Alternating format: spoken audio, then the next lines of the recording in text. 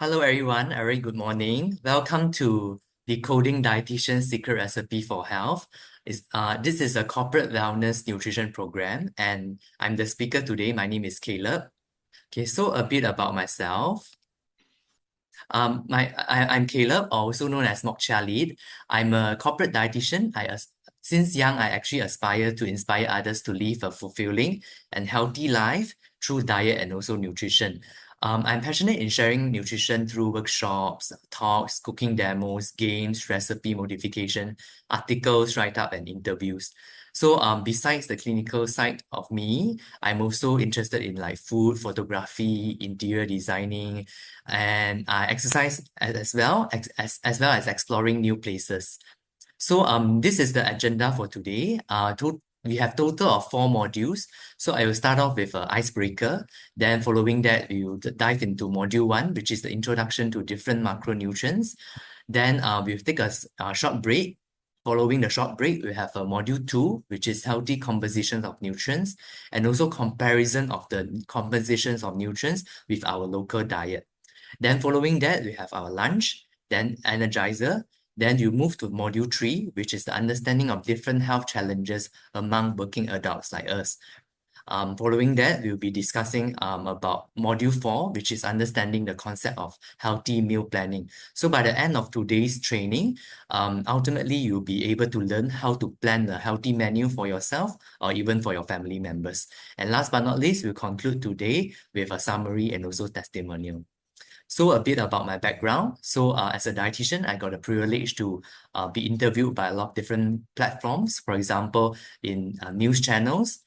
Sometimes I represent the dietitians in some sharings of the roles of dietitians in the hospital as well. So I have been working in Singapore for the past 8 years, and recently I came back. But before I went to Singapore, I also had the privilege to have a radio interview with 988 radio channel, and as well as some other programs in Malaysia. But in Singapore, I also had the privilege to be interviewed by different TV shows, TV programs, and also radio station as well. And on top of that, in the public setting, I'm doing a lot of like cooking demos, health talks, to different crowds, also to corporate crowds as well. And sometimes I do answer media inquiries. For example, in the Channel News Asia of Singapore, sometimes they will send me some inquiries that I help to address. And some newspaper as well, I help to craft some articles pertaining to different topics. And these are the articles that I've written. And I also help some companies to develop recipes. For example, previously, while I was working in Malaysia, I helped Kinohimitsu to develop their recipe book for the superfood, as well as Philips air fryer for their recipe book as well. So that's all about myself. So now we'll move on to the icebreaker session. So in which I would like you to share your name, your favorite food, and maybe you would share something memorable about your recent holiday. So I'll start with myself. So my favorite food is actually cheesecake. Yeah. So especially when I was younger, I would crave for cheesecake like every week. So every weekend I would go out and I will find a nice cheesecake and eat. And the most memorable part of my recent trip, I would say, recently I visited Da Nang and Hoi An as well. And one of the very interesting attractions of Da Nang is actually Bana Hill. So it's like a hill nearby Da Nang, and it actually has the longest cable car in Southeast Asia. So I was very excited. I took the very long cable car up to the hill, and the hill was very beautiful. And it is even more beautiful at night when the sun sets and when all the lights are lit on. The Bana Hill, which is like a theme park, and it's like a castle theme park. So all the castles are lit up in like so it looks like I'm in a European country. And moreover, at night, Bana Hill is very cold. That day was around 23 to 24 degrees Celsius. So the weather was very good, and it was very windy as well. So I had a very memorable night there. So if you are going to Da Nang, probably you can consider going to Bana Hill. So that's all from my side. So maybe I can hear from you all. You can introduce yourself, your favorite food, and something memorable about your recent trip. Who would like to start first? Okay, me, I'll start. Okay, hello everyone. I'm Xiaoyun. I am an educator and a mom to four wonderful children. And my favorite food is eggs. I like to eat eggs. In any way that you cook it, I like to eat eggs, and I have to eat eggs every day. Oh. And and my recent trip, the most memorable recent trip was with my family and my parents and my children. We went to Penang, and then I brought them to Escape. So it was a very nice time that because I get to spend time with them. Usually I'll be busy working. So that was nice for me. That's all. Wow. Thanks for sharing, Xiao Yun.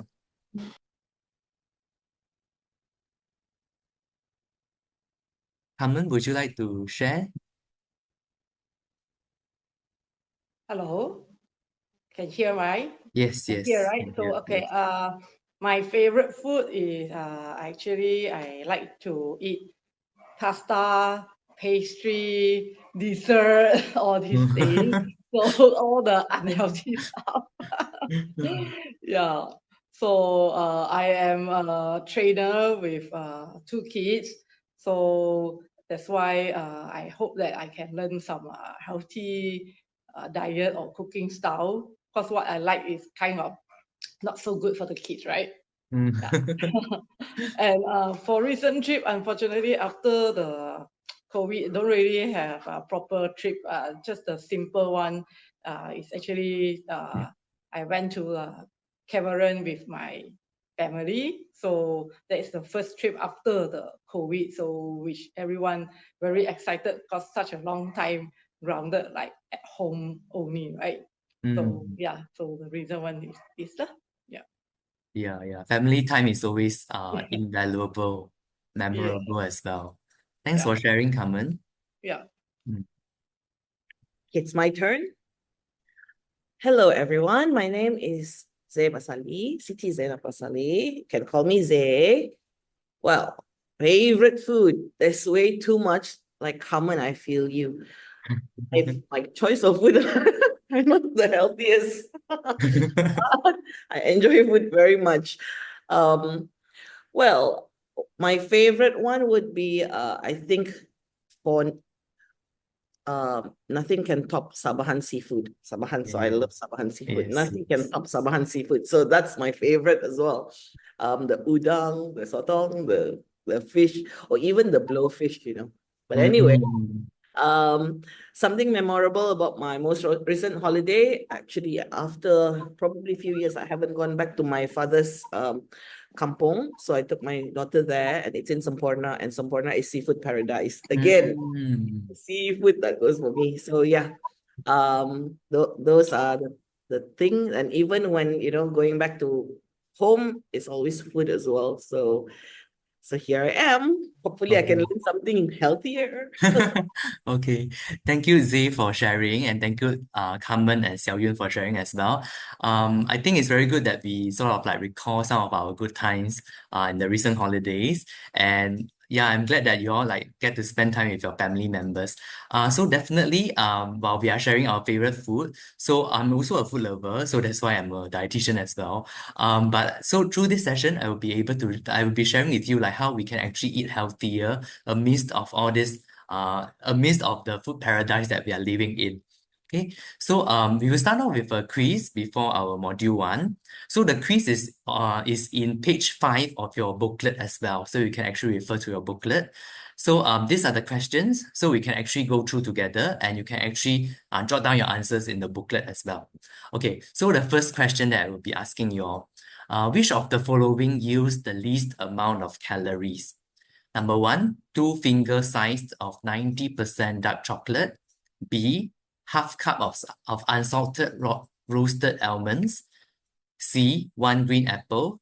D, espresso coffee sweetened with one sachet of equal sweetener. You all can feel free to unmute yourself and you can throw in your answers. C. Okay, I try A. okay. B. C, yeah, okay. Actually, the answer is D lah. Yeah, because espresso coffee have no sugar. So if I sweeten with equal sweetener is artificial sweetener. So artificial sweetener have no sugar as well. So the answer is D. So not to worry, you can just write down your answer in the booklet. And at the end of the module 4, at the end of the day, you answer the same set of questions, but that time will be on a Google form. Okay, because I want to capture your knowledge before and after. Okay, then following that, this is another question. Chronic diseases are mainly caused by genetic factors and lifestyle choices have minimal effect. Is it true or false? False. Okay, correct. Yeah, so it's false. I'll explain to you about all these things later on. Okay, so these are actually the gist of the topics that I will be covering. Okay, the third question. All fats are bad for our health. Is it true or false? False. False. Okay, yeah, I will share more about fats later on as well. Okay, number 4. Which of the following is not a source of omega-3 fatty acids? A. Ikan kembung, B. Salmon, C. Walnut, D. Oat bran. Oat Oat bran. bran. Oat. Okay, not bad. Yeah, you got it right. Yeah, I will be sharing more about omega-3 as well. Yeah. Okay, number 5. A balanced diet is A, is when I eat deep fried chicken every day with fresh fruits only. B, includes a variety of foods from all food groups. C, is when I only take steamed tofu and vegetables daily. D, means having a cheat meal on alternate days. What would be your answer? B. D. Boy. Yes, very Boy. good, very good. Yes, so there's actually a concept of balanced diet, which is including a variety of foods from all the fruit groups. Okay, next. Which of the following is often considered as a hidden source of sugar? A, broccoli, B, chicken thigh with skin, C, tomato sauce, D, plain oats. Tomato Tomato sauce. sauce. Oh, okay, very good. Correct, Ingredient correct. but sugar. Okay, we move on. Okay, which of the following may not be a healthier snack option? A, 1 matchbox size of mixed nuts. B, 1 small banana. C, 1 small steamed bao. D, 1 glass of low-fat milk. E, none of the above. May not be the healthiest snack. Steamed pao or none of the above? I would say Low none of fat the milk. above. I say I'll go low none fat. of the above. Okay, yeah, actually correct. So this question actually brings forth the importance of portion control, okay, and the cooking methods of the snacks that we are taking. So for example, if a steamed bao if it's steamed and it's small and if take it as a snack, that's fine. So the answer is E, so none of the above. So all of this can be a part of a healthier snack option. Okay, next, what are the recommended daily fat intake for a generally healthy adult? A, less than 5% of total energy requirement per day. B, less than 12%. C, 10 to 20%. D, 20 to 30% of total energy requirement per day. I want to say C. D, okay. See, Will How about the say, rest? I feel guilty. I say D lah, donkey. I'll go for C. Okay, the correct answer is D. Yeah, so fats is actually a part of a healthy balanced diet because fats, they do have their functions. Later I will sharing more with you. So the answer is D, 20 to 30%. So I will tell you how much is 20 to 30% in our diet later on as well. Okay, next, which of the following is a significant source of protein? A, red beans, B, wholemeal bread, C, spinach, D, oat milk. Red beans. Okay, Protein. how about the Red- rest? Protein. Bean. Red beans.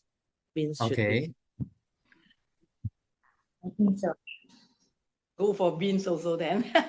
Yes, correct. Beans are among the rest is the significant source of protein. Wholemeal bread, they do have some protein, but it's not a significant source. Spinach have some protein as well, but yet it's not a significant source.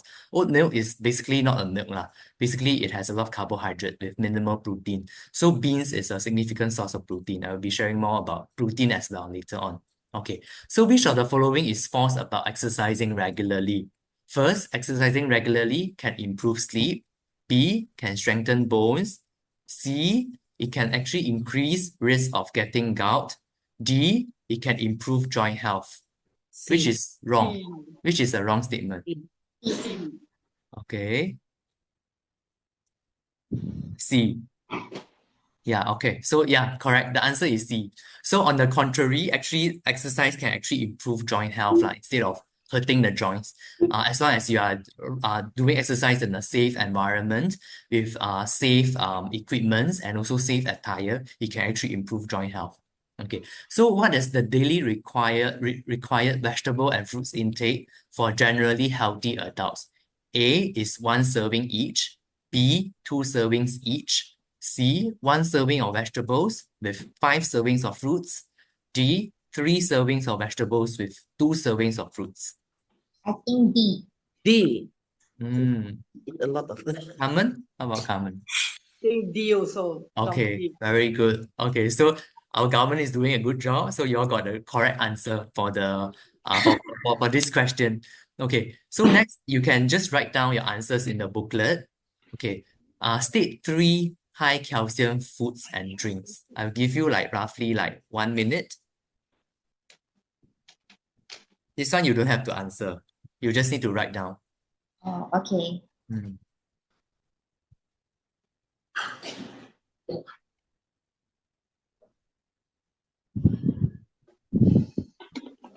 Okay, so let's go on to the next question.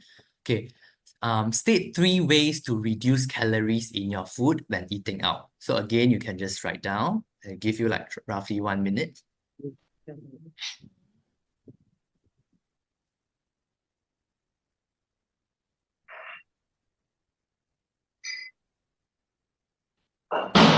So not to worry if you cannot get the correct answer, because through these 4 modules, I will be going to lead you, like I will go through with you one by one, yeah? Okay, so next, again, I want you to write down in the booklet, which will be in the page 7 of your booklet. You write down what do you usually eat in a day, and also I want you to write down the motivations of you attending this course, and also the things that you would like to learn. Okay, I'll give you like roughly like 5 minutes for this. Okay.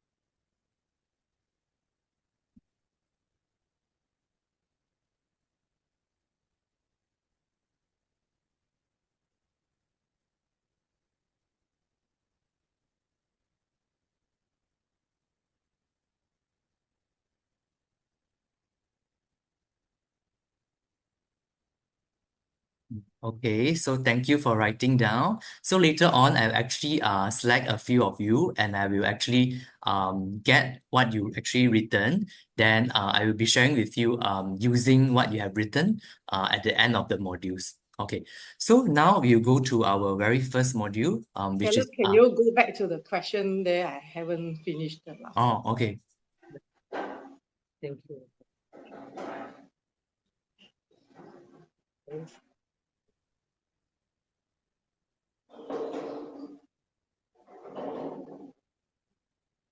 Okay, Okay. done. So the very first module that we'll be going through is actually introduction to different macronutrients and their healthy compositions in a healthy diet.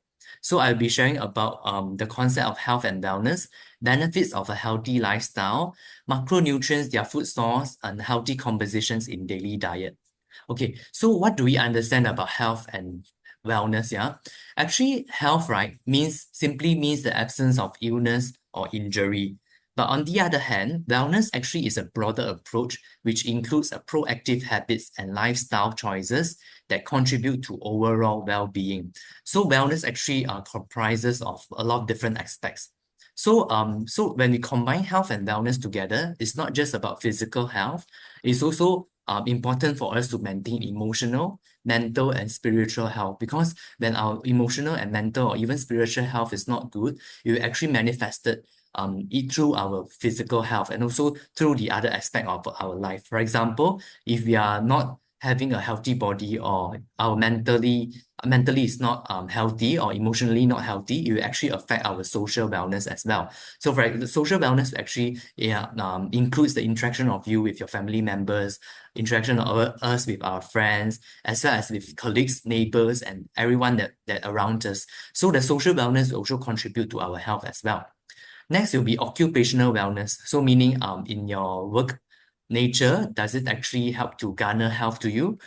Does it actually help to improve your emotional health, makes you feel more confident, makes you feel like there's a sense of living, and actually all these things can actually contribute to health as well. And last but not least will be environmental health, meaning how do we actually take care of our environment, our living space, and actually at the broader approach is actually how we actually preserve or protect the environment or the Mother Earth. So all these things can actually contribute to our health and also to wellness as well. So of course, when we are staying healthy, the benefits of being healthy is actually, it can actually improve energy levels, reduce sick days, improve work performance. So this will be very important for working adults like all of us in the corporate. So if we are eating healthier, if we are living healthier, we actually can excel better at work. Then it can also reduce the risk of chronic diseases, because like what we had in the previous questions, actually the health that we have will actually reduce the risk of a lot of chronic diseases. Chronic diseases means diseases that need time to develop. For example, diabetes, hypertension, high cholesterol, and so on. And eating healthier or having a healthier lifestyle can also improve our body functions. For example, it can improve your heart health, it can improve your immunity, it can also improve your digestive health, because when your digestive health is better, it can help you with a lot of like nutrient absorption. And in turn, your healthier digestive system can contribute to a healthier lifestyle or healthier body as well. And last but not least, by living healthier lifestyle, it can actually promote longevity and also quality of life. So we don't want just live very long. We don't want to live a long and also quality life. So by leading a healthy lifestyle, as if you start now, or even if you start even at a younger days, or even now, it can actually contribute to longevity and quality of life. Okay, so next I'll be sharing with you all about the fruit nutrients. So we start off with the macronutrients first. So the macronutrients simply means the nutrients that contribute calories to our diet. So the macronutrients that we know, but they are actually carbohydrates. Carbohydrates are from grains, starchy vegetables, beans, legumes, fruits, sugar, dairy products, and so on. And we have protein. Protein comes from like chicken, eggs, beef, fish, legumes as well, nuts and seeds, dairy products. So all of this, they contains protein. And next will be fats. Fats will be like from different like coconut oil, olive oil, all the cooking oil, avocado, the nuts and seeds as well. Okay, then for micronutrients actually means that the nutrients that do not contribute to calories, but they are essential to our health. So they are actually vitamins and minerals. So vitamins and minerals, they are in a widespread of natural foods or whole foods. So for example, in fruits, vegetables, whole grains, or even protein foods like chicken, eggs, meat, all these things, they do contain vitamins and minerals. So the others will include like fiber basically in whole grains, legumes, vegetables, fruits, nuts and seeds. And last but not least will be water. Water is also a very essential part of our diet. Okay, so first we'll talk about carbohydrates first. So for carbohydrate, we can actually group them into two big groups. The first group, we call it complex carbohydrate, or sometimes we also call them as starch. So they can be found in grains, starchy vegetables, beans, and legumes. On the other hand, we have simple carbohydrate. Simple carbohydrate, I can actually subcategorize them into two small groups. One is natural sugar, so which can be found in fruits and also dairy products.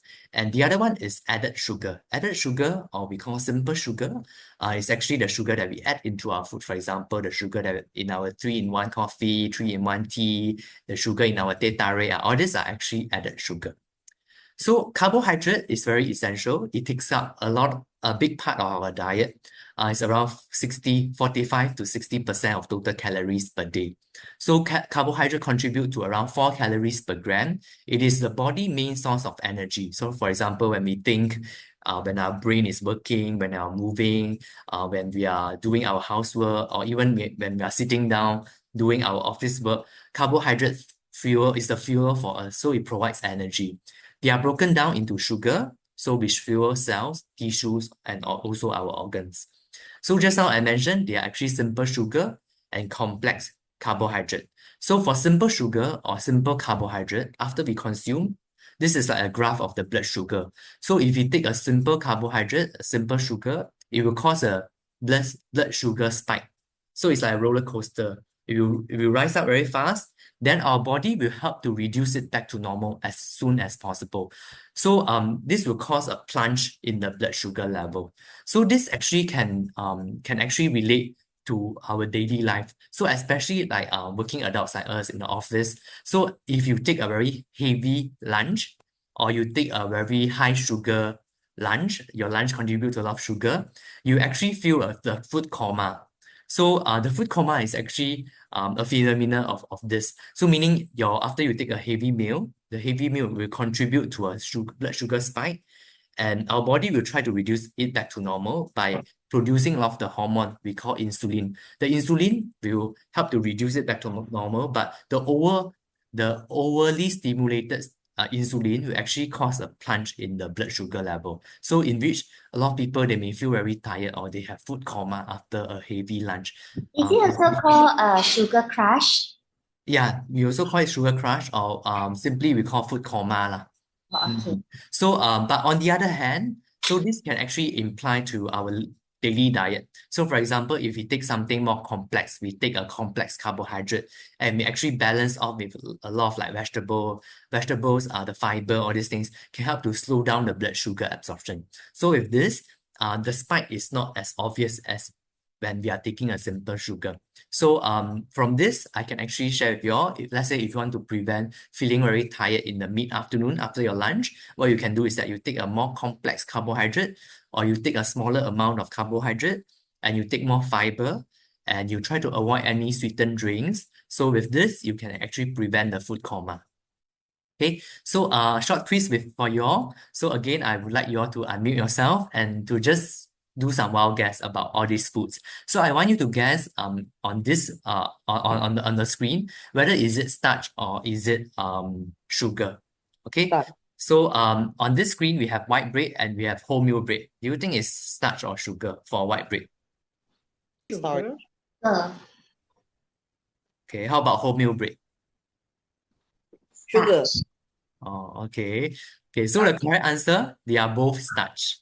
Oh Okay. no. Yeah, just that the wholemeal bread, it has more fiber. So the fiber can actually help to slow down the digestion or slow down the blood sugar absorption. But they are starch. Okay. Next, we have jagung. We have corn, sweet corn, and also we have milk.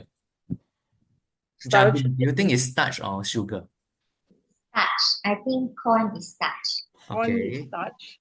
Milk is sugar. Milk is sugar. Very good, very good. Excellent. Yes, correct. So sweet corn is actually is a starchy vegetable. So it is actually starch. While milk, it contains lactose. So lactose is a sugar, but it's a natural sugar. So actually milk is considered as a sugar source.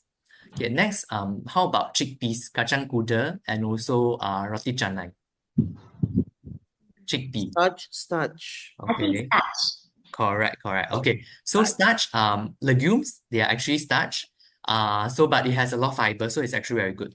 So roti canai is very oily, although it's very oily, but is considered as a starch as well. Okay, but because of the fats, all these things, it may not be a healthiest carbohydrate or starch source lah. Okay. How about green apple, and also potato? Sugar and starch. Potato is starch. Yeah. Sugar. Green apple got sugar also, right? Okay, yeah. Red So or I actually green. purposely I put in a green apple to just confuse you all, because some people say, oh, green apple is lower in sugar. But anyway, fruits, they contain sugar. While sweet potato or sweet potato or other tubers, they are considered starch. Okay. So next, how about flour and also cheese? Mm. Starch and starch. Okay. Okay. I agree with Zay. Yeah, I think cheese also starch. Okay. So flour is actually starch lah. Then cheese is actually a dairy products. So dairy products they have lactose. So lactose is a natural sugar, so it's actually a sugar. Okay. So do we always need to only take starch and we need to avoid sugar altogether? So the answer is no. Like what I mentioned, a lot of the natural sugar, especially in those in fruits and also dairy products, they come with a lot of essential nutrients.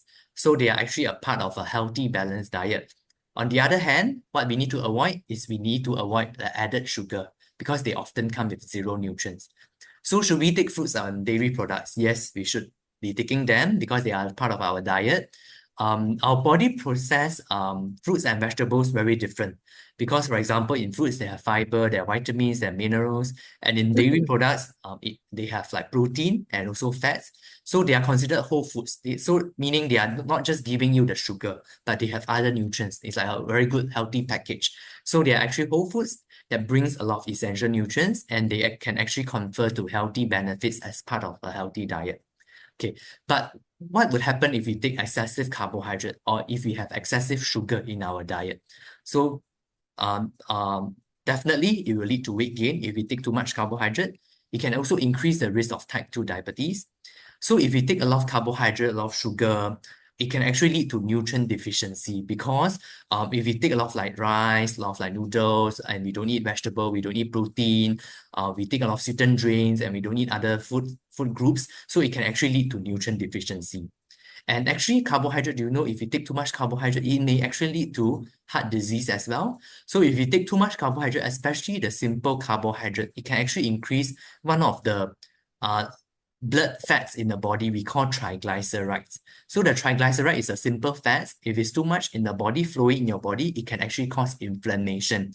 So in this image here, I put in a fire. So inflammation is actually like a fire, a very low grade, very low flame that burning in your body. So when this flame is keep on burning, it's like inflammation in your body. It can actually lead to a lot of problems. For example, it can lead to premature aging. It can actually cause your joint to deteriorate. It can actually even lead to cancer and so on. So if you take too much carbohydrate, it unfortunately can lead to inflammation.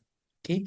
And also, like what I mentioned, the blood sugar spike will actually cause mood swing and also fatigue as well. So that's why we need to control our carbohydrate intake. And it can actually cause risk to liver disease. So especially like fatty liver now. So if we take too much carbohydrate, we take too much like refined carbohydrate like white rice, bee hoon, kway teow, white bread, desserts, sweetened drinks, or sweet desserts. All these things can actually cause fatty liver or liver disease. And last but not least, this one is pink in color because if we take too much sugar, the sugar will cause dental caries. Okay, so next we talk about protein. So protein also contribute to 4 calories per gram. It can be found in animals, like for example, meat, chicken, eggs, dairy products, and seafood as well, which is Zay's favorite. Seafood have protein, and also from plants, for example, tofu, tempeh, soy milk, beans, legumes, nuts, and seeds. Okay, so the functions of protein. Do you know what are the functions of protein? To fix the the muscle. Okay. Yeah, And correct. growth.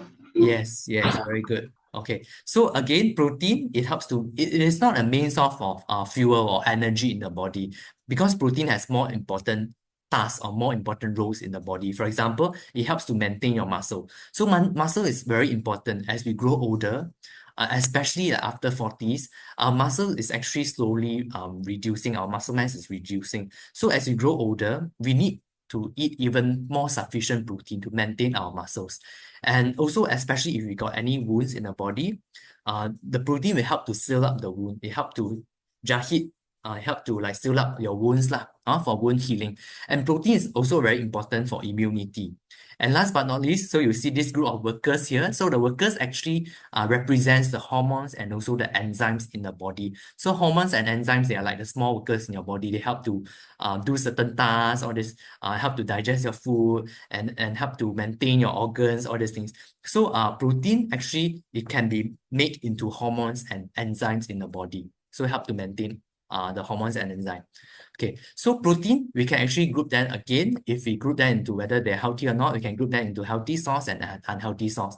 The healthy source, of course, will be from the whole foods, for example, the chicken, the fish, all these things. Then the unhealthy source, basically, they are from the processed food. For example, the processed meat, the bacon, the beef, the luncheon meat, the hot dog, sausage, nuggets, and so on. Why are they unhealthy? Because they're high in fats, high in sodium, and they also have other additives as well. So if you take too much protein, it will lead to weight gain. It will cause risk of gout. It will cause your kidney to be very strenuous because it helps to filter off a lot of the toxins, the byproducts of protein, which is the urea and also the creatinine, which is the byproduct, can cause kidney strain as well. If you take too much protein, especially with the fats, with the oil, with the skin, it can actually cause risk of heart disease. Actually, a lot of protein can also, too much protein in your diet can also lead to calcium loss in your bones as well. And if you take too much unhealthy protein, which is in pink in color, so it will actually increase the risk of cancers. Okay, next will be about fats. Fats contribute to around 9 calories per gram. So it's like almost 2 times of carbohydrate and also protein. So the functions of fats, fats is actually a main source of energy as well. It brings with a lot of like fat-soluble vitamins, for example, vitamin D, vitamin K, and vitamin E, vitamin A as well. So the fat-soluble vitamins, they need fats to digest or to absorb in our body. So fats help to absorb the nutrients in our body. It helps to maintain the cell structure. So the wall of our cell, we call phospholipid bilayer. So it's like a layer, it's like a wall. So the fats actually help to maintain this wall of our cell. It also helps to maintain a lot of the small workers, basically the hormones in the body. So it helps to insulate us. So it's like the scarf that we wear, or it's like the fur of this polar bear. It helps to insulate and also protection as well. And healthy fats and unhealthy fats that can help to maintain a healthy inflammatory response. So inflammation is like fire, but if you take healthy oil is like the water. So it can help to balance off the fire in the body. And last but not least, in our nervous system, like our brain, our nerves, we need a lot of healthy fats to maintain their function. So healthy fats can actually maintain healthy nervous system as well. So for fats, we can group them into healthy and unhealthy sources. So we go through the healthy fats. Healthy fats are actually the monounsaturated fats and also polyunsaturated fats. The polyunsaturated fats also includes omega, for example, omega-3, omega-6, omega-9. So if you take healthier oil, it can help to reduce the risk of these heart disease as well as stroke by increasing the good cholesterol and also reducing the bad cholesterol. On the other hand, unhealthy fats include saturated fats and also trans fats. If we take too much of this, it can actually increase the risk of heart disease and stroke by increasing the total as well as bad cholesterol. So the key recommendation is that we can take fats, but we need to take the healthier fats. So we have to replace the unhealthy fats to healthier fats. So it's also important for us to control the overall dietary fats intake and also to consume fats in moderation. Doesn't mean that for example, olive oil is healthy, so but I take a lot of olive oil, or I take a lot of like avocado, all these things. No, we still need to take in a moderate amount so that the overall fat intake is still within the recommended range. So because if we take too much fats in our diet, these are the risks. 1, weight gain. It will increase the risk of type 2 diabetes, especially risk of cardiovascular diseases. It can cause blockage of your blood vessels. It can cause risk of liver disease and also increase the risk of cancer. Okay, so for vitamins and minerals, for vitamins, we have water-soluble vitamins and fat-soluble vitamins. And for minerals, we can group them into macro minerals, which means we need more of this. And we have trace minerals, meaning that we need smaller amount of certain minerals. So again, vitamins and minerals, they are in a wide spread of natural foods, from vegetables to fruits, to protein, to whole grains and beans and legumes, and even in oil as well. So for vitamins and minerals, they help with the nutrient metabolism. For example, the B complex vitamins. B complex, after we take, the variety of B vitamins can help to maintain the enzymes, help to break down your nutrients, help to absorb your nutrients in your body, and so on. They help with cell signaling. So for cell signaling is like postman, they send messages to each other. So healthy vitamins and minerals intake can help to maintain all this postman in your body. So the communication between your cells will be better. So next, we also got some armies in our body. It's like the immune cells. The immune cells need vitamin and mineral to support them as well. So they support our bones. The bones is like the scaffolding in our body, the skeletal system, the bones. So to build up the bones or to strengthen your bones, we need vitamins and minerals. So we know like calcium, vitamin D, magnesium, or even vitamin K. All these are the bone building vitamins and minerals. Next, we have hormone production as well. So hormones are like the instructor in the body. So they instruct the different cells to work differently. And they help to maintain muscles and organ functions. And they help to maintain fluid balance. For example, potassium, sodium is salt, and also calcium, and magnesium, all these things that help to maintain a fluid balance. If your fluid is not balanced in your body, you have like water retention, and water retention actually cause high blood pressure and all these things. So the vitamins and minerals can help to maintain this fluid balance. So next, we talk about fiber. Fiber are made basically in 5 sources. First is vegetable. Second, fruits, whole grains, beans and legumes, nuts and seeds. So the fiber, so if we take a fiber-rich foods, it helps to maintain satiety. It helps us to feel full. So we will avoid overeating. We can avoid overeating by taking more fiber. So which means it can help to control our body weight. The fiber can help to bulk out our feces in our colon or in our large intestine, so in which it can help to regulate your bowel movement. Fiber also help to, so in our intestine, there are a lot of like good bacteria we call probiotics. So the fiber can actually feed the probiotics in the large intestine. So the probiotic can actually improve your immune system in the body. And next will be, it helps to regulate your blood sugar control. So it can reduce or slow down your blood sugar after we eat, if we take with a high fiber. So for example, if you eat rice with vegetable, the fiber in vegetable can help to reduce or slow down the blood sugar absorption. So it's like a fish net holding your fish. So the water or the things in your fish net will not be leaked out so fast. Yeah, so the fiber is like a net also. Fiber is also like a sponge in the body. The sponge can help to absorb all the bad cholesterol in your bloodstream and help to remove from your body. So it's like a sponge, helps to clean up the bad cholesterol. So it helps to lower down your cholesterol levels in the body. So what is a healthy composition of nutrients in a diet? So basically, like suku separuh, like what the government advocating lah.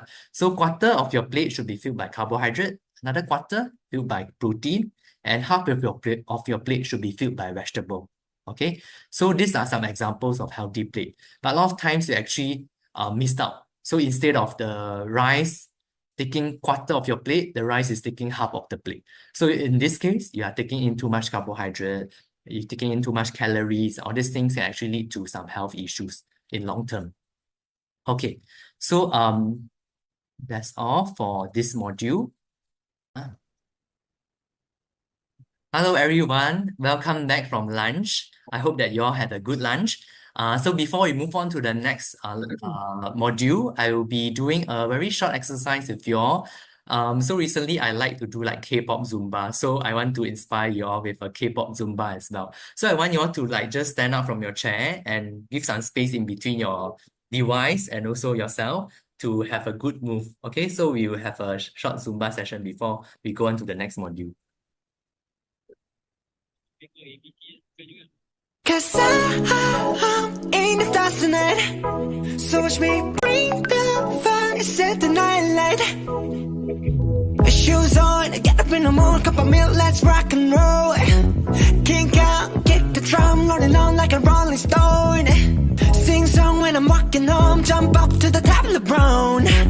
Ding dong, call me on my phone, nice tea and I'll get my ping pong.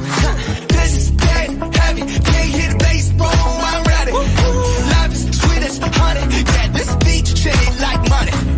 This go all alone, I'm into that, I'm good to go, I'm diamond, you know I glow. Hey, so let's go. Cause I'm in the stars tonight, so watch me bring the fire, set the night light. Hey,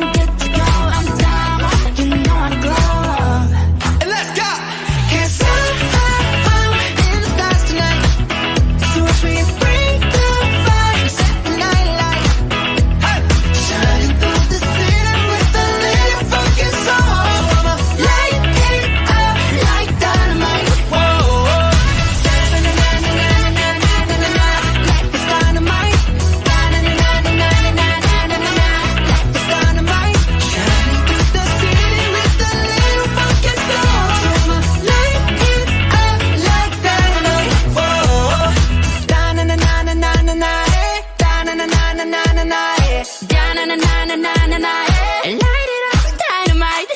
Da na na na na na na na, da na na na na na na, da na na na na na na, light it up with dynamite. 'Cause I'm in stars tonight, so watch me bring the fire, set the night alight.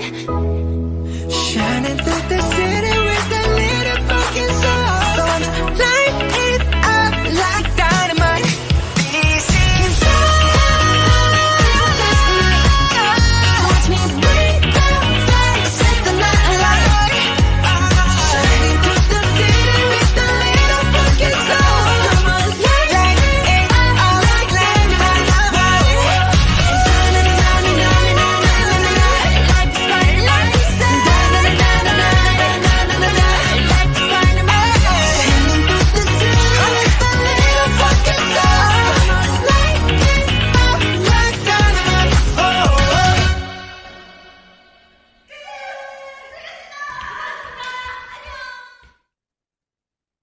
Okay, thank you. Hope you all have fun. Yeah, actually, this song really bring me back to a lot of memories. I chose this song is because during the COVID times, right, there was some family crisis that I need to come back to Malaysia. So I came back to Malaysia for a few times during the lockdown, and I had quite a lot of quarantines in Malaysia as well and in Singapore. So actually, while I'm doing a quarantine in Singapore, for 14 days, I actually do a lot of Zumba. So this song actually bring me back to the memory. So I really like this song. So I hope you all enjoy it as well. Okay, so hope you all get to energize a little bit before we go on to the module 2. So the module 2 is, I feel it's very interesting, and I'm very excited to share with you about module 2. So in this module, I will be sharing with you all. So just now in module 1, right, we concluded with the nutrients, the importance of nutrients, as well as their functions, their food sources. And I concluded briefly about the healthy compositions of them in the daily diet. But now we go into a deeper details on the healthy composition of these nutrients. And we have to compare to the local diet and see how we can actually modify and how we can actually eat healthier amidst of living in a food paradise like in Malaysia. Okay, so these are the content of this module. I will be sharing with you all about the recommended nutrient intake and the requirements for adults. I will compare it with local diet and also the usual unhealthy dietary pattern in Malaysia. And I will be decoding some dietitian secrets on how to eat healthier in Malaysia. Okay, so the first will be the carbohydrate. Like I mentioned earlier in the first module, carbohydrate, it contributes to 4 calories per gram. So ideally, in the daily diet, it should actually occupy around 45 to 65% of total daily daily calories intake. And since sugar is also under carbohydrate, so sugar is also in this category. So for added sugar, it's recommended to take less than 5% of total daily calorie intake in a day to maintain a healthy diet, healthy weight, and so on. In terms of protein, it contributes to 4 calories per gram. So it actually can occupy around 10 to 35% of total daily calorie. So even though a muscle builder or gym goer, actually around 35% of their total daily calories would be sufficient to maintain or build their muscles already. Next, for fats, so as you can see, it's like almost double of the calories of carbohydrate and protein. It's 9 calories per gram. So it occupies around 20, it should be occupying around 20 to 35% of total daily calories in a day. For fiber, we should be taking around 25 to 30 grams of fiber per day. I will dissect them out into like a daily diet later on, so not to worry. And for salt and sodium is also very important, so I need to highlight them because for salt, now we are actually taking a lot more than what we required or what is the recommendation. Ideally, we should be taking around less than 1 teaspoon of salt or less than 2000 mg of sodium per day. For water, we aim 2.5 to 3 liters per day, so which is like around 8 glasses, 10 or even 12 glasses of water in a day. Okay, so we talk about sugar first. Sugar, like what I mentioned earlier, it should be taking around less than 5% of total daily calorie intake in a day. So let's take a look. For normal gentlemen, like in Malaysia, normal height, like for example, 170 cm, normal weight. So usually for guys, right, we need around 1,008 to 2,000 calories per day in a total day. So which means that if we use this 5% of from sugar, the sugar should be less than 5 teaspoons per day. For ladies, usually you want to target for weight maintenance, or if you targeting a weight loss, usually we recommend around 1,200 to 1,500 calories per day. So which means that for ladies, the sugar shouldn't be more than 4 teaspoons per day. Okay, but however, the National Health and Morbidity Survey in 2019, this NHMS survey in 2019, many Malaysians actually consume more sugar than the recommendation, which is around 20 to 25 teaspoons. So it's like around like 4 times more than what is recommended. So which is around 80 to 100 grams of sugar per day. So like what I mentioned, if you take too much carbohydrate, takes too much sugar, it can lead to liver disease, can lead to heart disease, lead to weight gain, dental caries, nutrient deficiency, and so on. Okay, so that's why we need to really control our sugar intake. While for fats, 20 to 35% of total calorie intake, and especially saturated fats, we need to control to less than 7% per day. So again, if I use the calorie recommendations, energy recommendations, for guys of 1,008 to 2,000 calories per day, we shouldn't be taking more than 10 to 12 teaspoons of fats per day. But for ladies, not more than 8 teaspoons per day for 1,200 calories to 1,500 calories of diet. So again, this survey in 2019, Malaysian consume fats around 12 to 14 teaspoons. So again, it's exceeded from the recommendation. And a lot of them actually exceeded the recommended intake of saturated fats. Okay. So for salt, we should limit to not more than 1 teaspoon of salt per day, or 2,000 mg of sodium per day. So if we translate this 2,000 mg of sodium to soy sauce, so usually soy sauce, it's not recommended to take more than 6 teaspoons of soy sauce per day. Okay, so for salt, it's less than 1 teaspoon. For soy sauce, not more than 6 teaspoons. But again, from this same survey in 2019, average daily sodium intake estimated to be around 1.5 teaspoons. So it's around 50% more than what was recommended. While in terms of fiber, it's recommended to take 25 to 30 grams of fiber per day. So if you cannot remember this number of grammage, what you can remember is that you take 5 servings of fruits and vegetables. Okay, you take 3 servings from vegetable and you take 2 servings from fruits. So this actually is the answer for the quiz that we had previously. So 3 from vegetable, 2 from fruits. So vegetables usually around like 75 to 100 grams is actually as a 1 serving already. So if you use a cup, a normal cup size like this one, normal cup size. So it's around 1 serving if it's salad. So for fruits, you can also aim for 2 servings. But a latest survey is the same survey but done in 2023, 95.1% of adults, almost 100%, don't take enough fruits and vegetables daily. And on average, a lot of adults, they only consume around 2 servings of fruits or 2 servings of vegetables per day only. Okay, so does it ring a bell to you? I hope that you take enough vegetables per day, every day. Okay, so now I do something very fun with you all. Okay, I will let you all guess like how much fats and also how much salt in some common dishes in Malaysia. Okay, I will show you this one first. Okay, this one is rendang. Okay, let's say 1 serving of rendang, right? Rendang beef. The fats, right, is around 10 teaspoons of fats. Okay, then the sodium, one teaspoon here represent 100 mg . So here we have 12 mg.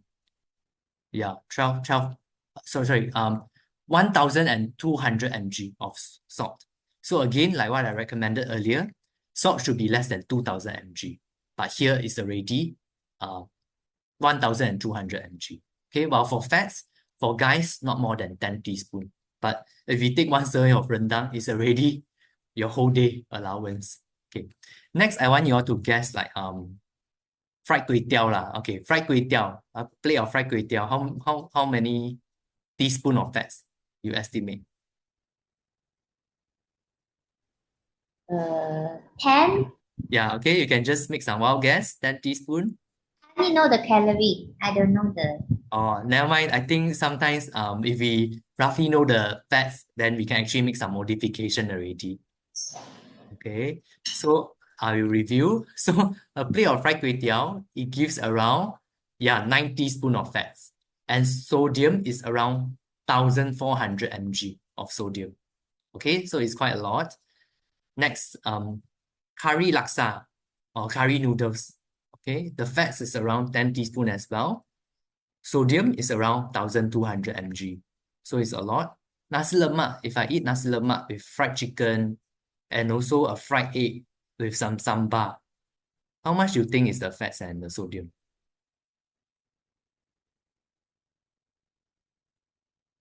Is it 10 also?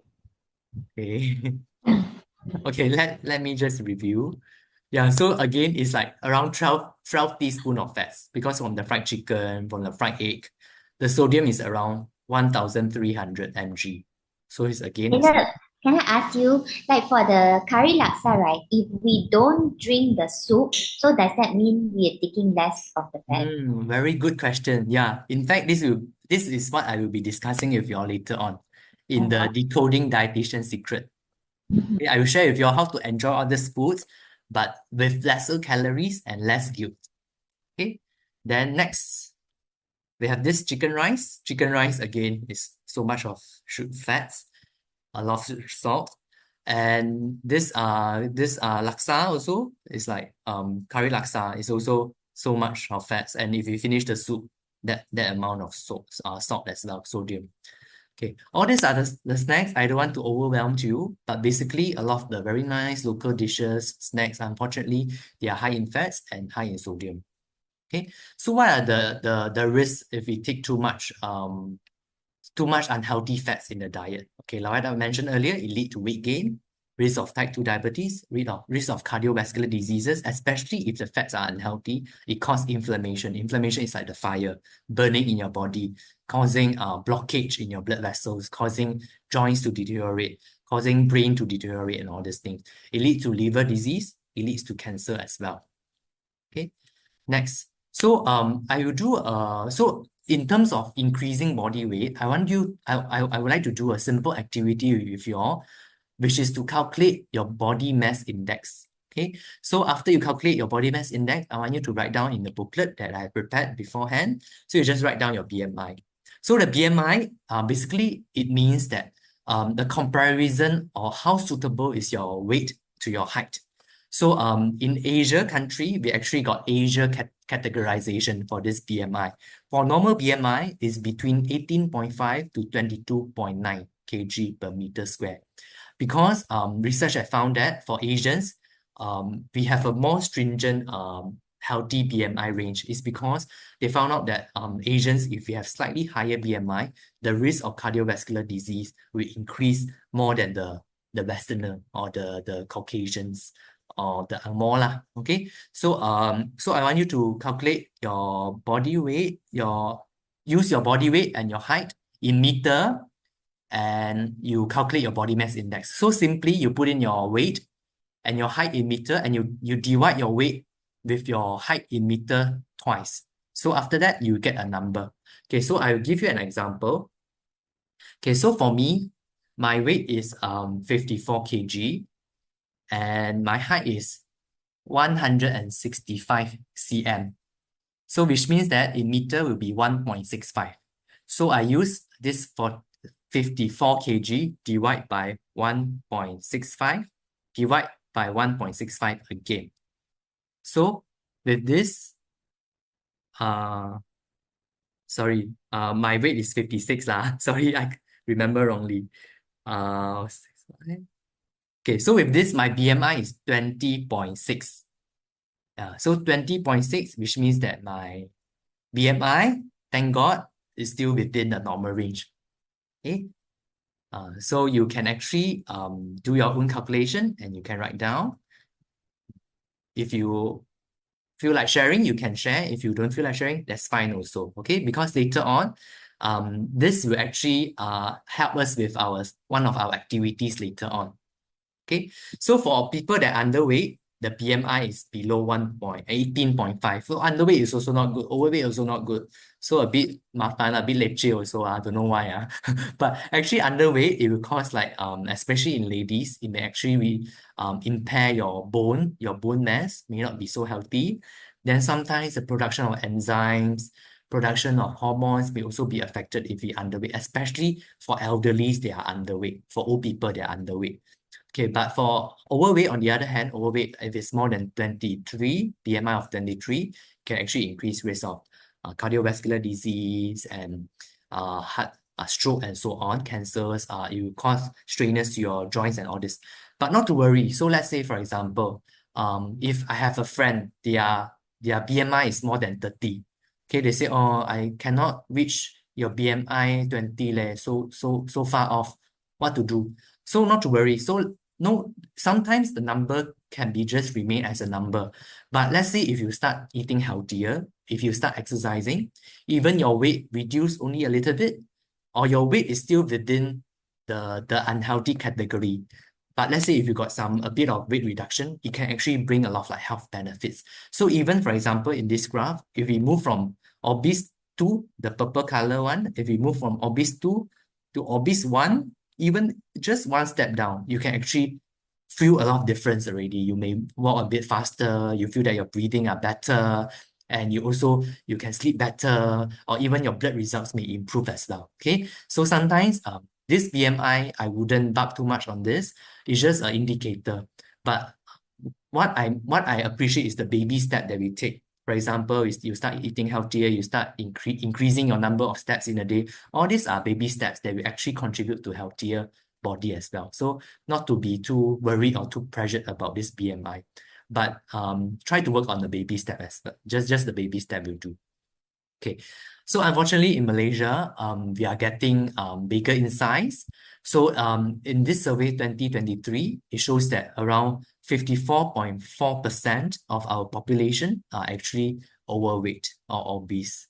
Okay, so it also increased the cholesterol if you take too much fats. So actually 23.3% of Malaysians have high cholesterol, and sadly 1 in 2 don't know that they have high cholesterol. So high cholesterol is actually a silent killer. It can actually cause your blood vessels to slowly narrow.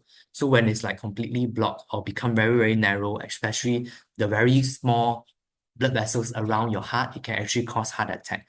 Or sometimes in your brain, it can actually cause stroke. So it's actually very, very dangerous. So before we know this, we have to do something to prevent. Okay, so next we talk about this excessive sodium intake. So let's say if we have excessive sodium intake, this will actually increase your blood pressure. It can actually cause the risk of stroke and also heart attack. So the high blood pressure will actually cause a lot of the fine arteries to burst in the brain especially. So if it's burst, so it will cause stroke. The kidney will also be working very hard to remove, because our kidney actually help to maintain the fluid or the water in the body. So let's say if you take too much salt, the kidney need to work very hard to remove the salt from your body. So actually this can actually impair your kidney functions, especially if you have high blood pressure and you take a very high salt diet. These two things can come together and attack or damage your kidney, causing kidney damage, or we call chronic kidney disease. It's actually caused by high salt intake, high blood pressure, and the other thing is not mentioned here is high blood sugar levels. And do you know that actually kidney stones also caused by high salt intake? Yeah, a lot of people, like sometimes I hear elderly say, oh, we cannot eat too much tofu, we cannot eat too much spinach, it causes kidney stone. Actually, it's not scientifically correct, it's not scientifically accurate, but actually kidney stones, one of the causes is high salt in your diet. So high salt in your diet can cause kidney stone, not just in your kidney, it can also cause stones in your gallbladder. So if you take too much salt, it causes the stones to build up in your gallbladder as well. Especially also if you take with a high fat diet, it can also cause a risk of gallbladder stones. And salt will actually stimulate the calcium to leak out from the bones. increasing the risk of osteoporosis. So osteoporosis is very, very important for Asians because Asians, our risk of osteoporosis is higher.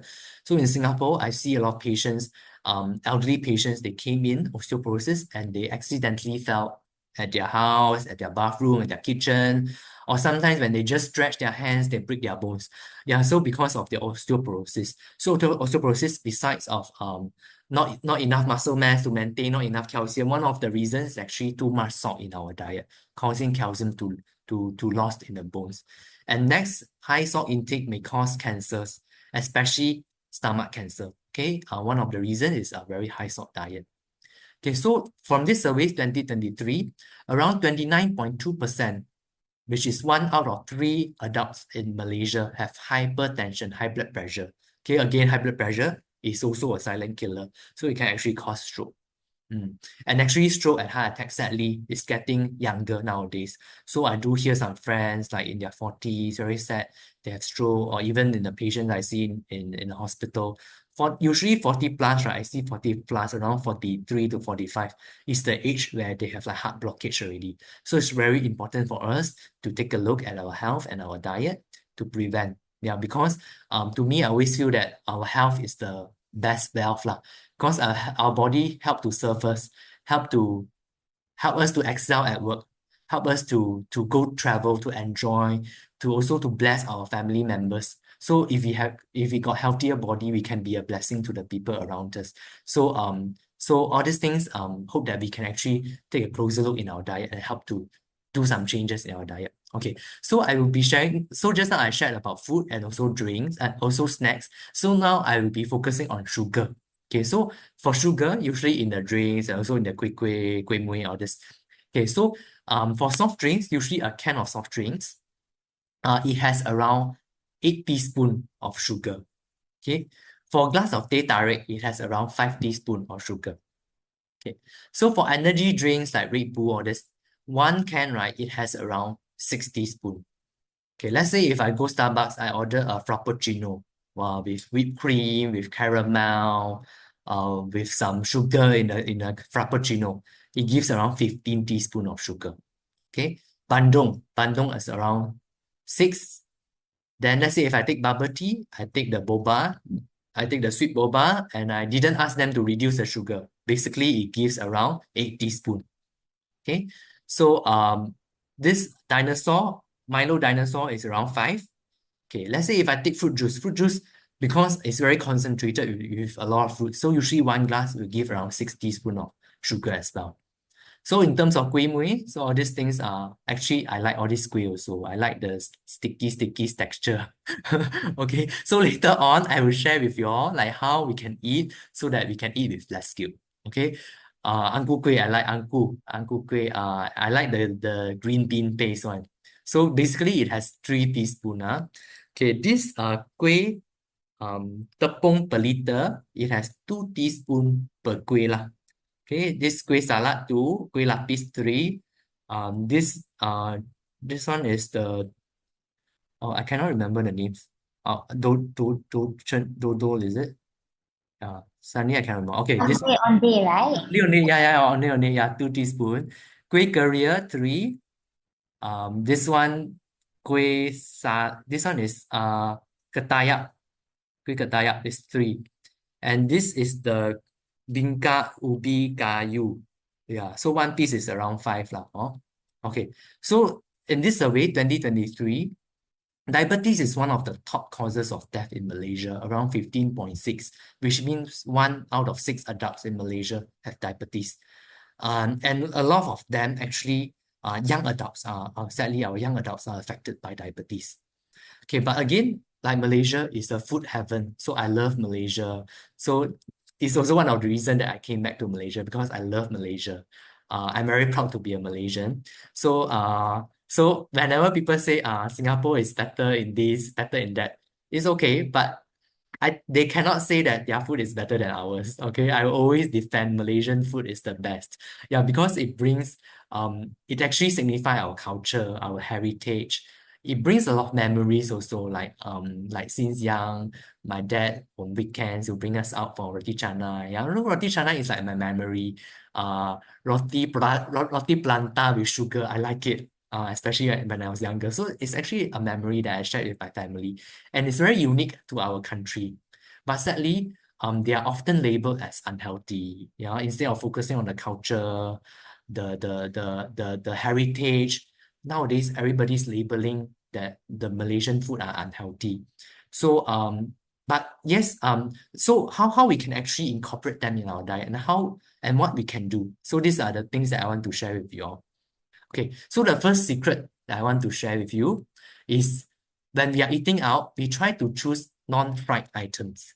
Okay, so for example, if I go out and I take nasi lemak, the nasi lemak have different options. I order a fried egg and I order a fried chicken wings. So with this, right, the fats is around 10 teaspoons. Okay, but I want to enjoy my nasi lemak, but I want to eat healthier. What I can do? So I can order a hard-boiled egg instead of fried egg. If there's ayam panggang, I order ayam panggang, ayam bakar instead of the fried chicken. So if I remove the skin from the chicken, I can save some fats as well. So with this, I enjoy my nasi lemak, but I can reduce it to around 7 teaspoons of fats. Okay, next. I go out, I like to eat mamak. Okay, so I order roti canai. Sorry, in Singapore we always call roti prata. So sometimes I need to switch. So roti canai, one piece is around 8 teaspoons. Okay. But in mamak store, there are actually a lot of healthy options. I don't know whether you're aware of that or not. If you choose like naan, you will choose thosai. If you choose chapati, all these are the big kind of dough, the big kind of bread. They have lower fats. And because roti canai is actually a fry one, it's a fried dough. So because frying, it causes a lot of fats in it lah.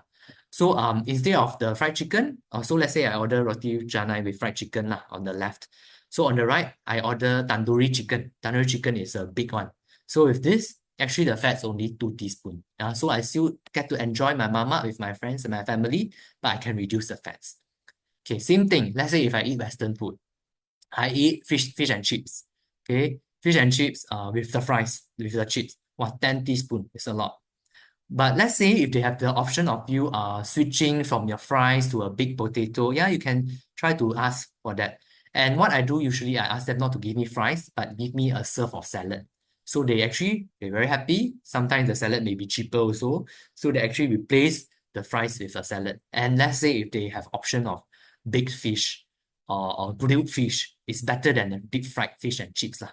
Okay, and also when you do the sauce, you do a dipping method instead of you drench your food with a lot of sauce, because all this may actually cause you to take in unconsciously, you're taking in a lot of calories and fats. So with this, a healthier fish steak is around 4 teaspoons of fats only. Okay.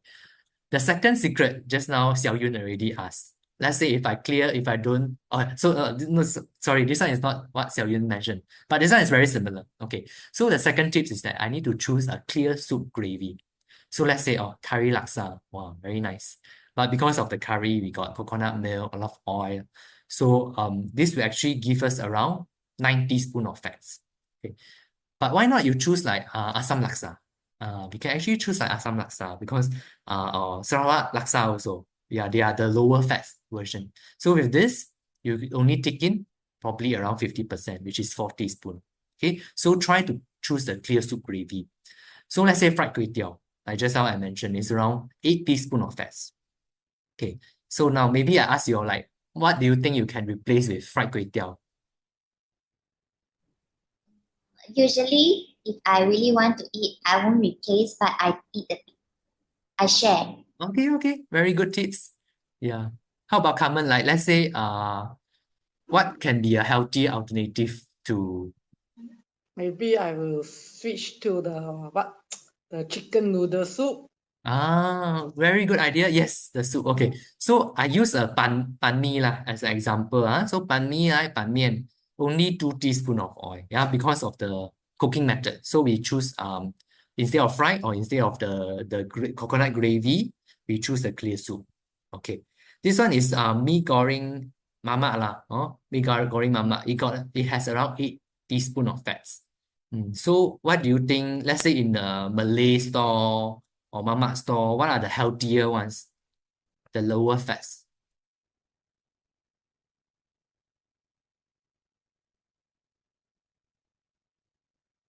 Okay, so I just review.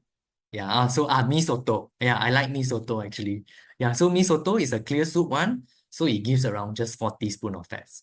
Okay, so next, secret number 3 is that we choose lean meat or skinless poultry or even tofu. Okay, so in this case, I'm talking about the organ meat, hati, the liver, the usus, okay, the heart, the intestine, the liver, all these things, the organ meat, the processed meat like the sausage, nugget, hot dogs, bacons, all these things. So we can actually replace with even like lean char siu chicken or lean skinless chicken or lean meat or tofu that can actually save a lot of fats from the diet.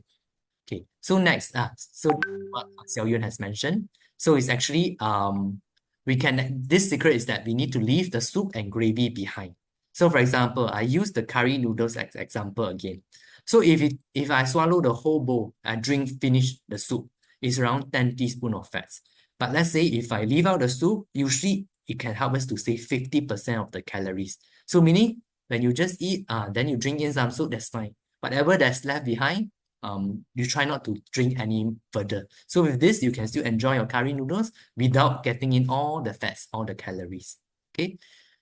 Then next is that we can also ask to request to separate the sauces. Yeah. So instead of having our food drenched in the sauce, let's say I order roti canai, then the person pour the curry on my roti canai. Yeah. So when you eat, you take in a lot of calories because it's all drenched. Like in this case, if I eat a curry rice, it's all drenched. So I have no choice to separate. I cannot separate the sauce already. So in this case, I take in around 10 teaspoons of fats.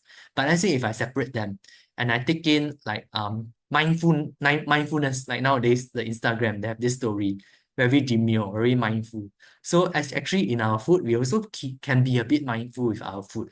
Because like what I mentioned, the food can actually contribute to our health. So as we eat, we be a little bit more mindful with our ordering methods, with the way that we eat, so that when we eat, we are enjoying, we are nourishing our body as well. So meaning, let's say if I order a curry chicken with rice, I can still eat the curry chicken, but instead of pouring the curry into my rice until it's very lembab, very like lemaskan my nasi, like drenched with gravy, I actually put in like 2 to 3 teaspoons just to enjoy the taste and to enjoy the food like without feeling like extra guilty. So with this, save around 50% of calories as well. Okay, so this is another very good example. Like when I'm in Mama, yeah, I think Mama store, usually they are quite good. They separate the condiments, the sauces for us. So with this, we get to control the portion. So this is a way of portion control. Okay, so again, instead of drenching your roti canai or your chapati with sauce, we separate them and we mindfully we dip. Okay, 6, we opt for healthier snacks. So for example, instead of deep fried popiah, yeah, we can actually replace with steamed popiah or Vietnamese spring roll. Yeah, so all these things only just 1 teaspoon comparing to 5 teaspoon. Okay, pisang goreng we replace to fresh banana, fresh fruits. Okay, or this curry puff you can replace with kueh bahalu. Yeah, the steamed one usually have lower calories. Okay, so for example, instead of chocolate cake or cheesecake, I choose a chiffon cake, an angel food cake or sponge cake that have lower calories. And instead of cheesecake, I can replace with soy pudding or tau hui. Okay, so down here is a tau hui lah. Oh. Instead of potato chips, I replace with unsalted nuts. Or instead of ice cream, I replace with frozen yogurt or I take yogurt. Yeah, so all these things can help you to control your calories. Okay, secret number 7. In terms of sugar, we swap to unsweetened or less sugar drinks. Okay, so for example, we have soft drinks here. It's around 6 teaspoons of sugar. Energy drinks around 8 teaspoons. Okay, so how about I ask Z? So Z, for Z, right? What would you replace a regular soft drink with? Juice. Okay, what else they can think of? Water lah, paling safe. Oh, okay, pandai. Okay, correct. But let's say if you really want some sweetness and you want the sweetness from the Coke, okay? We actually do we would it's advisable. It's also okay for you to take like Coke Zero or Diet Coke. Okay, so you can actually take because they have no calories. And nowadays, even the energy drinks, I'm not endorsing any brand, but the famous one, the Red Bull, they do have Red Bull Plus. Red Bull Plus is 0 calorie. Yeah, so Oh, you can actually consume them and without taking in a lot of calories. Okay, so the soft drink like Pepsi can take Pepsi Diet, Pepsi, Coke Zero, all these things. Okay, so let's say maybe I ask Carmen lah. Oh, okay, I go Mama, I order teh tarik or teh C Okay, what are the things that you can do to reduce the calorie? No sugar, kosong. Very good. Kosong, kosong. Yeah. Okay. No. Yeah, good. So let's say instead of teh tarik lah, maybe I order teh O kosong or kopi O, kopi C kosong. Or if I want some sweetness, then this is the things that I asked in the previous quiz. It's the artificial sweetener. Like nowadays we have stevia, we have equal. Yeah, so Splenda as well. So certain artificial sweetener can even use for baking and cooking. So as in they can withstand high temperature. So you can actually use this in your drinks to control your calories. Okay, so let's say if I go out, I drink boba tea or I drink frappuccino. Okay, maybe I ask Xiao Yun. Okay, Xiao Yun, let's say if I order boba tea, right? What are the ways that I can do to reduce the calories? You can actually select the sugar, right? Good idea. Very good. Excellent. Yes. So what I do is that I go, okay, I order 25. Actually, 25% I feel is quite okay already. So 25. So maybe I don't order boba, so I can save some money. Okay, let's say if you want some toppings, there are some toppings that are low in calorie. Let's say you can order the aloe vera, or you can order the IU jelly. So all these things can help to reduce your calorie.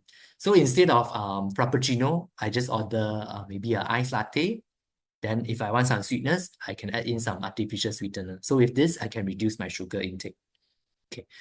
Then this one is something that Xiao Yun shared also. I think it's very good because sometimes we may be unconsciously doing all these things, but now I want to bring your unconsciousness to your consciousness so that you can be a bit more mindful with your diet. So this secret is quality, quantity, and frequency. I think this is a very good concept that even myself or a lot of my patients, I ask them to do this quality, quantity, and frequency. So we can take a look in a weekly basis. So in a week, okay, we try to eat healthier at least 80% of the time lah. So meaning Monday I eat a good portion, smaller portion of rice with some protein. Let's say Monday is like the tofu with half plate vegetable. Tuesday I take a bento set with a lot of vegetable. Wednesday I take some Western food with some salad, some protein. Then Tuesday I want something different. I take asam laksa. Then Friday again I take healthy. But on weekends, this is where you can put in your frequency, the concept of frequency. Meaning, if the food is not very healthy, you can still take, but you reduce the frequency. Let's say 1 week I only take 2 times of fried food. So maybe Saturday I go out, I eat curry laksa, curry noodles. Sunday I eat fried kway teow. So there's actually a healthy frequency. So meaning your diet is not so boring. Every day salad, every day nasi belawar with losayo. So it's like very boring. So but your routine can actually help to maintain your health. So this is what I always tell my friends and also my clients and my patients. So you have to set your routine to be a routine that can contribute to your health. So what is a routine? So for routine, I would say 70 to 80% of your time, you should eat something more balanced, more healthy. So the rest, the 20%, you can enjoy a little bit. Like for example, your family day, or when you go holiday, you go cuti, Malaysia, or luar negara, then you can eat something a bit out of your routine. Yeah, so your routine can give you the allowance or give you the window, a bigger window to enjoy the so-called not so healthy food with lesser guilt or without impairing your health too much. Okay, so another concept from this is the quantity. Okay, so for quantity, meaning if the food is not so healthy, but you still want to eat, like what Xiao Yun say, we share with our friends. So let's say if I go out with 6 friends, so 6 of us with combination of healthy foods and maybe some not so healthy. So for example, I have like bento, I have salad bowl, I have a rice bowl with vegetable, I have asam laksa again. So instead of one person eating one unhealthy food, devour the whole unhealthy food himself or herself, you can actually share with like 6 friends.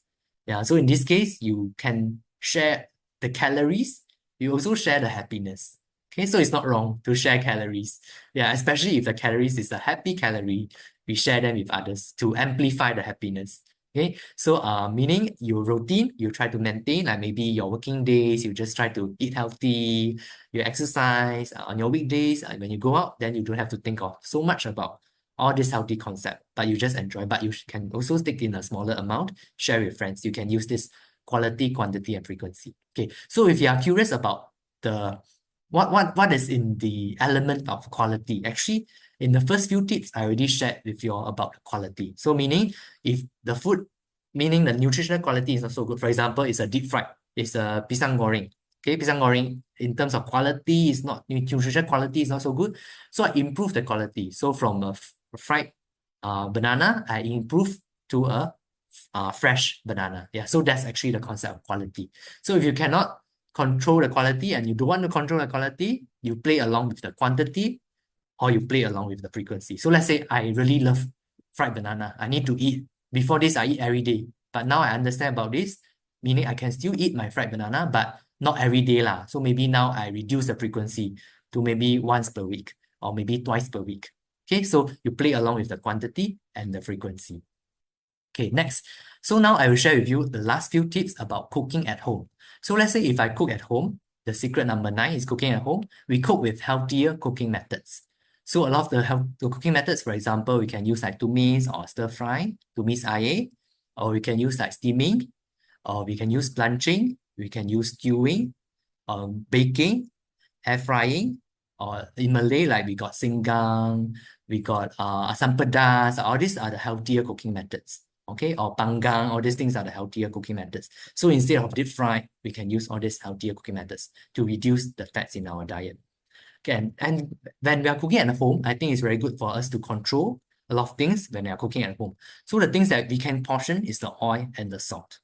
So instead of pouring your oil bottle into your pan, maybe we can try to be a bit more mindful. We can learn something new, as in we can portion them out. For example, we use simple spoons, like let's say I use a tablespoon here to measure my oil. So let's say if you're cooking for 5% lah, so maybe you can just like maybe 4 tablespoons may be sufficient already, especially if your pan is the non-stick one. Then salt as well, very important, you have to portion, or even soy sauce. In this picture is soy sauce, you can portion them. So you use a small teaspoon and you portion them accordingly. So you don't pour everything, because sometimes we do the we call agar-ration lah, we agar, semua we agar. So we pour. So sometimes, right, so sometimes you may unconsciously taking in a lot of oil, a lot of fats. Okay, so another good way is that you can actually buy a oil sprayer, a refillable one. There's a lot in the market. So you refill the bottle and you can actually just spray the sufficient oil for your cooking method. Okay, and use more natural herbs and spices when we are cooking at home. For example, the bawang putih, bawang merah, the halia, the onions, garlics, the ginger. Okay, then we can use a lot of like different herbs, like Western. We have like rosemary, we have thyme, we have basil. So in Malaysia, we are blessed with a lot of like natural herbs and spices. For example, you can use kayu manis, you can use the cloves, the black pepper, the white pepper, the paprika, the curry powder, black pepper powder, white pepper powder.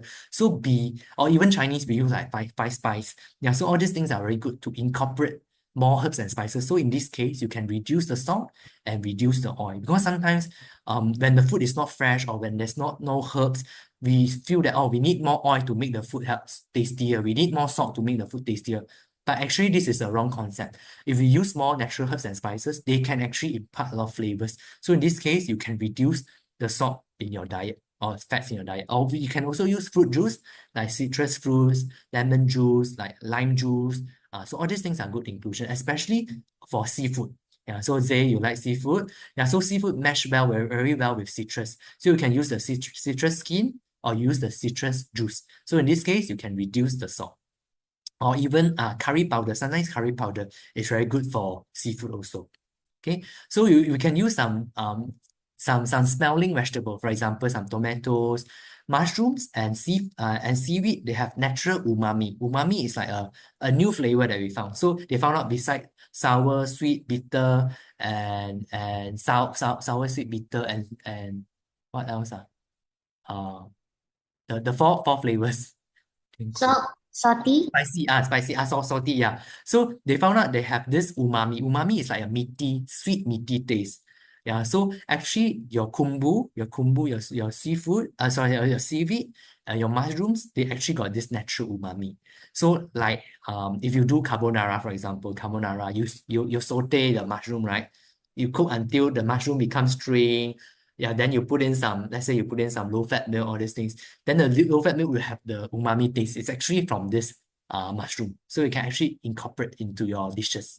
Or even like celery or some all the celery, the parsley, all these things, they are the smelling vegetable.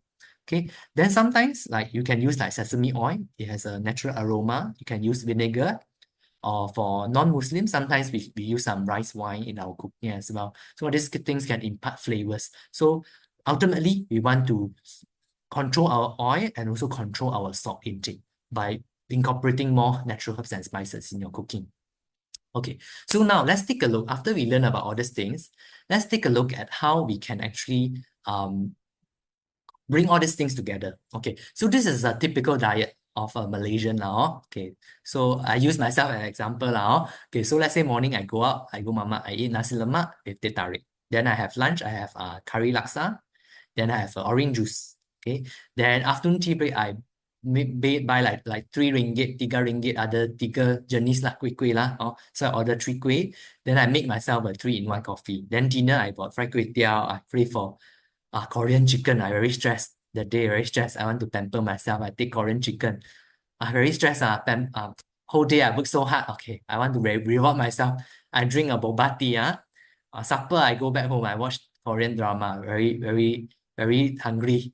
Want to eat something. Okay, so I eat potato chips. So in this case, right, semua I hentam. Everything I eat.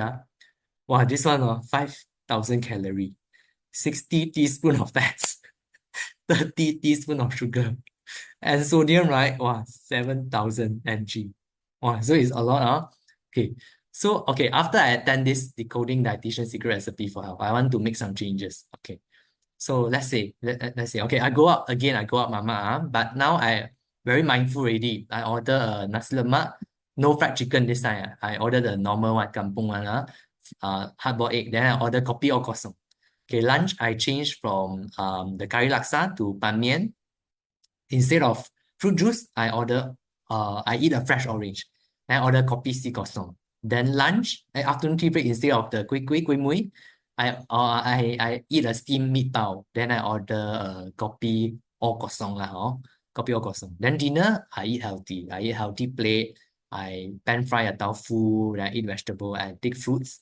And I drink water only. Then supper, instead of a packet of potato chips, I replace with a handful of nuts. So this, my calorie is only 1,008. Yeah, so it's still giving you the fullness. You still feel full, but you actually, if you put in a lot of the mindfulness in your diet, the secrets that I shared, you bring to your consciousness, you can reduce the calories, the fats, the sugar, only 4 teaspoons. And sodium, if I eat out, usually it cannot reach the recommendation, but yet you still reduce around 50% of your sodium. And this can actually improve your blood pressure already if your blood pressure is high. Okay, so next, don't forget about exercise. We aim for at least 150 minutes of moderate intensity exercise or 75 minutes of vigorous exercise. Okay, so exercise doesn't mean that you need to on a treadmill, you run on a treadmill, or you go to the park and you do certain things. No, you can actually do games. If you like to play games, you go and play games. Play with your children, play with your children. Okay, or go cycling, swimming, running, play badminton, all these things. Or you can do some resistance training at least 2 days per week. This is to maintain your muscles. So let's say if you got more muscles, even while you're sitting down, your muscles can help you to burn more calories. Because we call muscles are metabolically more active than fats, meaning the metabolism of your muscles are higher than fats, meaning if you got more muscles, it can help you to burn more calories, even if you are sitting down. okay, comparing to fats. So you build your muscles, and the muscles very important as we grow older, because the muscles help to maintain our organs, our strength, our stamina, our bones, all these things we need muscle to maintain. Flexibility, include flexibility in your routine, like your warm up, your cooling down, you can incorporate that. And try not to have 2 days consecutively, 2 days without exercise. Yeah, so meaning if you work out this frequency, actually every other day you need to go exercise already. Okay, so what you can do, Malaysia, again, I love Malaysia. I'm very proud that I'm an anak Malaysia, because Malaysia got so much to offer, not just the food, but Malaysia got so many things, so many attractions. We can go hikings, we can go to the beach, like in Malaysia, in KL, we can go to Sepang, can go Port Dickson, can go Genting, we can go Cameron hiking, can go Bukit Gasing hiking, okay, or we can do kayaking at Putrajaya, Cyberjaya, or even playing with your kids. So instead of bringing your kids to just makan session, maybe you incorporate some walking first. Maybe you do a evening walk before your makan, or you play some games before you makan. So all these things, not just you can have a good family bonding time, your kids will also practice to be healthier. Okay, so sometimes you feel that, oh, I'm very busy, I don't have time to exercise. It's okay, maybe you incorporate your family time with exercise, or you put in some physical activity elements in your family time. So with this, not just you staying healthy, your kids will also have this awareness of they need to stay active since young. Okay, so now I will do a very simple cooking demonstration. Yeah, because we are doing online, so I prepared something simple that we can do online. Just give me a moment. Okay, so I will be sharing with you all about this cold bee-hoon salad. I think it may not be ideal for a lot of people, or you think that I don't like to eat cold food. But actually, the cooking demonstration that I'm showing you is just to use this recipe to bring some concepts of healthy eating. So let me dial in with my phone so that I can show you. Sharing.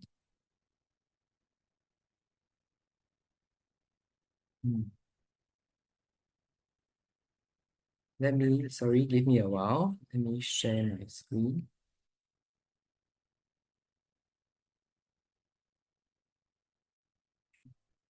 Okay.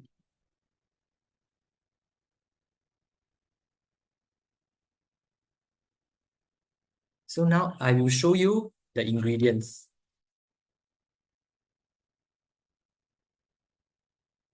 Okay, you all still can hear me, right? Okay. So this cold bee-hoon, I'll show you my ingredients here.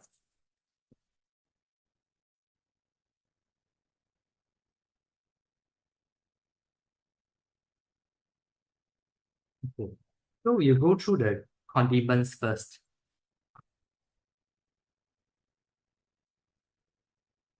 Just sit down. Okay. So you can see the condiments, the first one. So I'm preparing a one portion of this cold bee-hoon. Okay. Sorry, you give me a while. I just take another ingredients. But Caleb, we see you only. Oh, okay. Give me a while.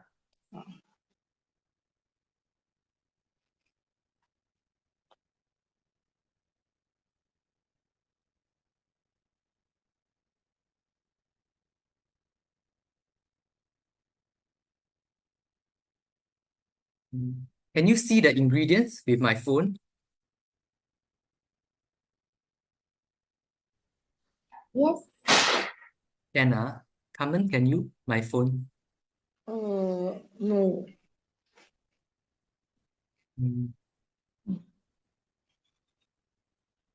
Maybe. You're sharing screen? No, right? You No, are just I'm not sharing showing screen. your phone on the camera, is it? Yeah, you can actually look at my camera view for now. There's Camera an and also Caleb iPhone there. okay, so I proceed. Okay. Okay, so this is like a one portion. So the condiments, we start from here. Okay, so we have like 1 tablespoon of oil, cooking oil. So in this case, I'm using olive oil. So like what I mentioned, usually for gentlemen, right, in a day, we may need around like 8 teaspoons of oil. So in this meal, it's only 1 tablespoon of oil. Okay, so I use 1 tablespoon. So here I have soy sauce. So I only use like, so just now I mentioned for soy sauce, right? In a day, we can actually take around 6 teaspoons. So in this recipe, I'm putting in 3 teaspoons of soy sauce. Okay, so let's say if you want to reduce your soy sauce, the sodium in your soy sauce, one of the very good method is that you can actually replace the regular soy sauce with low sodium soy sauce. So usually low sodium product, like for example, low sodium fish sauce, low sodium oyster sauce, or low sodium soy sauce, they have around 25% lesser in sodium. So in this case, you can reduce the salt in your diet. Okay, so but I'm actually using a regular one lah, just sharing. Okay, so in this recipe, I want some sour taste. So I put in some lemon juice. Okay, it's around 1 tablespoon of lemon juice. So you can use lime juice. So like what I mentioned, if you want to reduce the salt, so the main source of sodium in this recipe is soy salt. So in this case, we need to be very mindful, like what are the sources of sodium or your sources of oil. So in this case, you need to portion them correctly. So for this case, I portion my soy sauce correctly, and I portion my olive oil correctly, because they are the source of salt as well as the oil, respectively.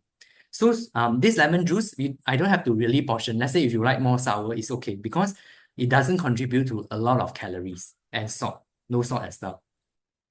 Okay, so I got half teaspoon of white pepper powder, and also put in half teaspoon of garlic powder to give more flavor. So again, like what I mentioned, if you want to reduce your salt, try to use more natural herbs and spices. So in this case, you can use like black pepper, white pepper, or curry powder, all these things. Okay, so to increase the flavor as well as colors, I got 1 clove of garlic. I got quarter of a medium onions, and I got quarter cup of carrot. Okay, I julienne into pieces here. Then for other vegetables, I got some mint leaf from my garden, and I got 1 medium tomato to give more colors and fiber as well. And I will just put in half of this cabbage, which is around half cup. So in this case, right, it will have a lot of vegetables. So again, let's take a look at all these ingredients. So you can see that there are a variety of colors. We have green colors from mint, we have red color from tomato, this cabbage, white color, and we have purple color from onions, orange color from carrots. So you see, actually a lot of times, right, when you want to make certain food tastier, it's not just about the salt and the oil. Sometimes the way that we present and the colors of the dishes, and also the presentation, the colors, and the texture. Yeah, the texture. The texture of certain food will actually contribute to a better flavor. Yeah, so I think let's say if you got any kids at home, or you have elderly at home, these are the concepts that you can use in your cooking. So meaning, let's say your elderly, no appetite, don't want to eat. So how you can actually improve? You can improve more colors. You can improve more texture for them. Yeah, so you can improve the presentation of your dish. So in this case, you don't have to really like hentam all your salt, hentam all your fats in your cooking. So all these are the ways that you can reduce your salt and your oil. Okay. Next, I have the protein source of my cold bee hoon is this air fried tofu. So I baked it, or I air fried it beforehand, so I can have more flavor. So if you bake your tofu beforehand, it can impart more flavor. But anyway, tofu can be eaten raw as well. Without cooking, you can eat. So last but not least, my cups will be a bee hoon. Okay, so here is around 1 cup of bee hoon. Okay, so next I will do something. Okay,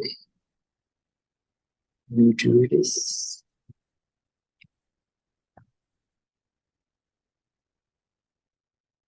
Okay, so now, right, I will just mix everything.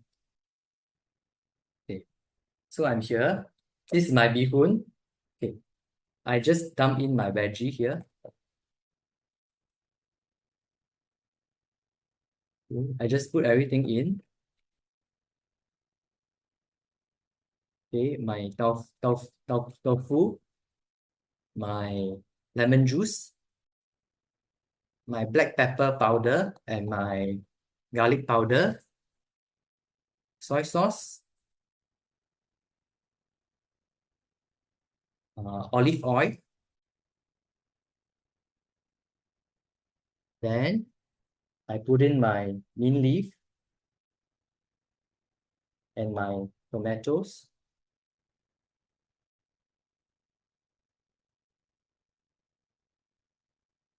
Okay, then I'll give this thing a good shake.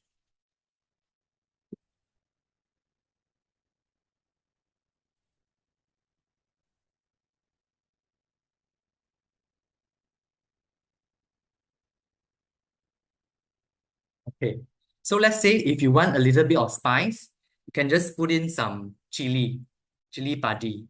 Okay, or if you want more spice, you can put in like more black pepper powder or white pepper powder, or you want to make it like a bit of curry, you can put in curry. But actually, this one is very refreshing because you have the lemon juice, you have I have the mint leaf. The mint leaf will actually give the very minty flavor, so it's like a very Thai style kind of cold salad. Yeah, so let's say if you don't like tofu, you can actually replace with some maybe some steamed or baked prawns, or you can put in some grilled chicken. All these things you can just put in. So this will be a good meal already. So this recipe is also giving you some example. I will just okay, so this recipe is also giving you some example. Let's say if you are very busy, you don't have time to cook a healthy meals. So actually, we can actually do something to still eat very healthy if we are if we are busy working. So this recipe I think is very easy. So you can just mix it. It's very also it's a very versatile. You can put in any vegetables that you like.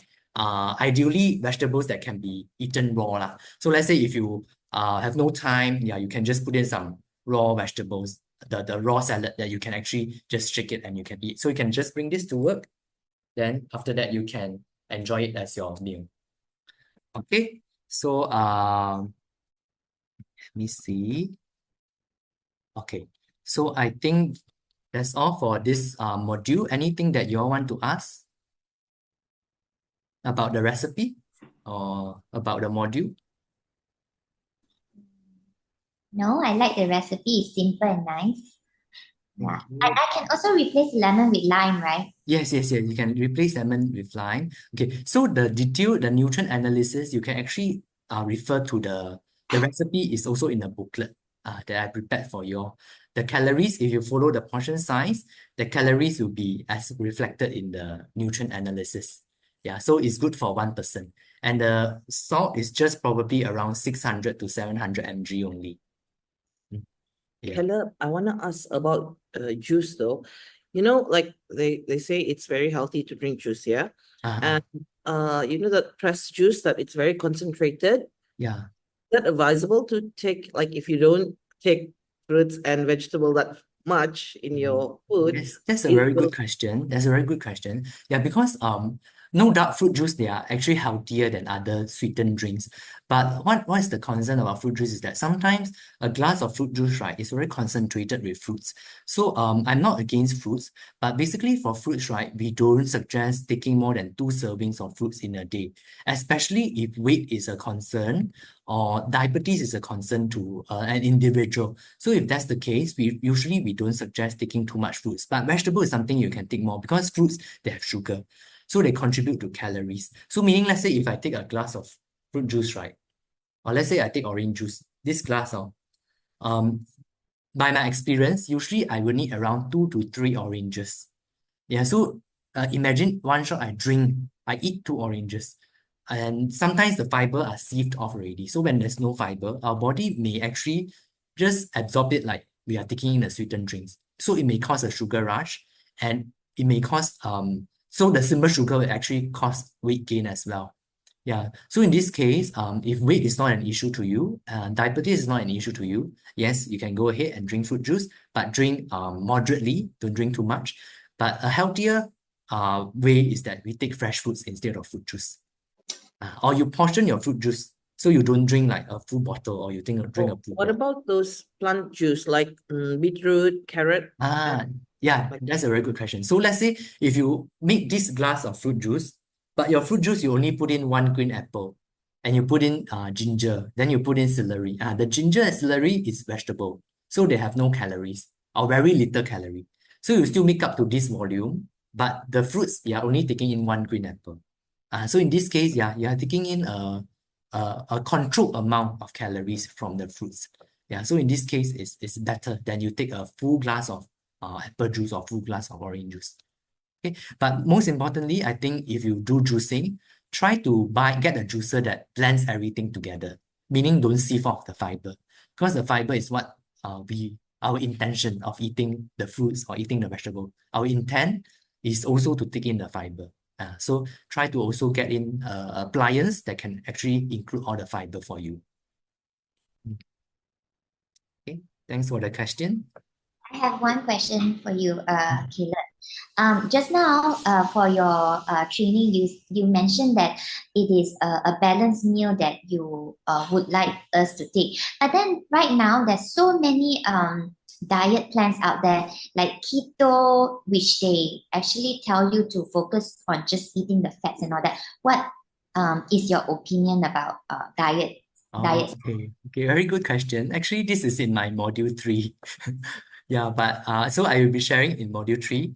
But so before I go to module 3, maybe I can just answer your question now. So thank you, Xiaoyan, for your question. So I think nowadays, like what I mentioned, a lot of things outside, like there's like blood type diet, there's a keto diet, polio diet. So there are a lot of different types of diet. So for keto diet, basically if we really follow keto diet strictly, meaning that the carbohydrate in your whole day is only around 5% of your total calorie. So 5%, right? If I translate to bread or anything, if a person following keto diet, the whole day they can only take one piece of bread. They cannot take any more fruits. They cannot take any more rice, noodles, bihun, kway teow, cannot. Biscuit, anything cannot. That 5%, right, is only like one piece of bread or one apple or one orange. Yeah, so the rest of the day, the rest of the meals, actually keto diet advocate taking a lot of fats. And they also don't discourage taking a lot of very oily kind of dishes. Let's say you grill your salmon with a lot of oil, or you put in butter and grilling your beef. I saw bacon as well. They put Yeah. So for keto, they're actually healthy, clean keto, and there's the dirty keto. Dirty keto means you eat the butter, you swallow the butter, you eat the very fat belly fats. So there's the dirty keto, and there's the clean keto. Clean keto is like you eat avocado, you eat nuts and seeds, all these things. But basically, keto is meaning you take a very low carbohydrate. So short term, right? In short term, keto diet do have some benefits, meaning keto diet can help to lead to very fast weight loss. Okay, but the very fast weight loss may come with some consequences, because when we have very fast weight loss, when we lose the weight, sometimes when we lose the fats, right? It lose the water also. So a lot of times, right? They may actually undergo some subconsciousness dehydration, as in they don't know they're dehydrated. So they have this keto flu. Keto flu means that they have like very foggy mind, they have mood swings, they feel very tired, they feel fatigued. Migraines, the other thing is migraine, they have migraine. So this is the short term. Then the other thing is that even though the weight loss is very drastic, but keto diet, if you look at it, is actually nutritionally imbalanced. Yeah, because it discourages a lot of the very healthy carbohydrate food. Let's say the oats, wholemeal bread, brown rice. Okay, these are the grains. But they also discourage you from taking dairy, like milk, no milk, because milk got carbohydrate. No fruits, fruits got carbohydrate. Cannot take too much veggie, because a lot of veggie, if you take too much, they contribute to carbohydrate also. So because of this, the diet is imbalanced. So meaning they don't have enough vitamins, don't have enough nutrients, they don't have enough fiber. So some of them may have constipation. And even though the short-term benefits are rapid weight loss, it can actually reduce certain risk of disease, but the long-term benefits are still uncertain. So I don't really suggest a person taking a long-term ketogenic diet, but you can do a modified keto. So for me, I'm actually also doing like sort of like, I would say like a modified, meaning I still take carbs, but I take very low carbs. So meaning every meal, I just take like one feast size of carbs. One feast size maybe like 6 tablespoons of rice lah, 6 to 9 tablespoons is like one cup already, or one feast size lah. So I take very small portion of rice, and I take more veggie, and I take healthy protein. Yeah, so this is also like, I would say, is a lower carbs carbohydrate, lower carb diet also. So a lower carb diet can help you to reduce unnecessary carbohydrate intake, reduce your calories intake. At the same time, you fill yourself up with more veggie, because veggie is a cornerstone of a healthy diet. Okay, so you should be feeling full by eating more veggie instead of eating more rice, or eat more bihun, eat more kway teow. So you eat more of the veggie. So, and you just follow the healthy plate concept. Yeah, so the healthy plate concept is a more sustainable and more evidence-based. Yeah, comparing to keto. Keto may still need time to see whether the long term got any effects or not. Okay, thank you. Okay, thank you. Okay, so we'll take a short break. Then later on, we'll continue with the session. Hello, thank you for coming back for our very last module. The very last module is that we bring everything together. So just now, module 3, right?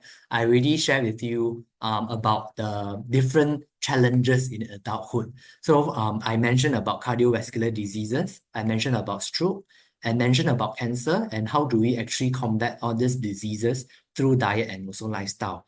So now I will actually share with you the last module is that I want to teach you how to plan your meal. So these are the content of this module. Some quick methods of calculating or estimating daily nutrient requirements. Then I will share with you some basic concepts of nutrient and meal distribution. Then I will share with you some quick methods of healthy meal planning for different daily nutrient requirement. Last but not least, I will decode some dietitian secret again, but this time I will focus on preparing quick and healthy meals. Okay, so first, calculating okay, so I will be sharing with you how to calculate adjusted body weight first. Okay, so what is adjusted body weight? So adjusted body weight is a calculation that we use in a clinical setting.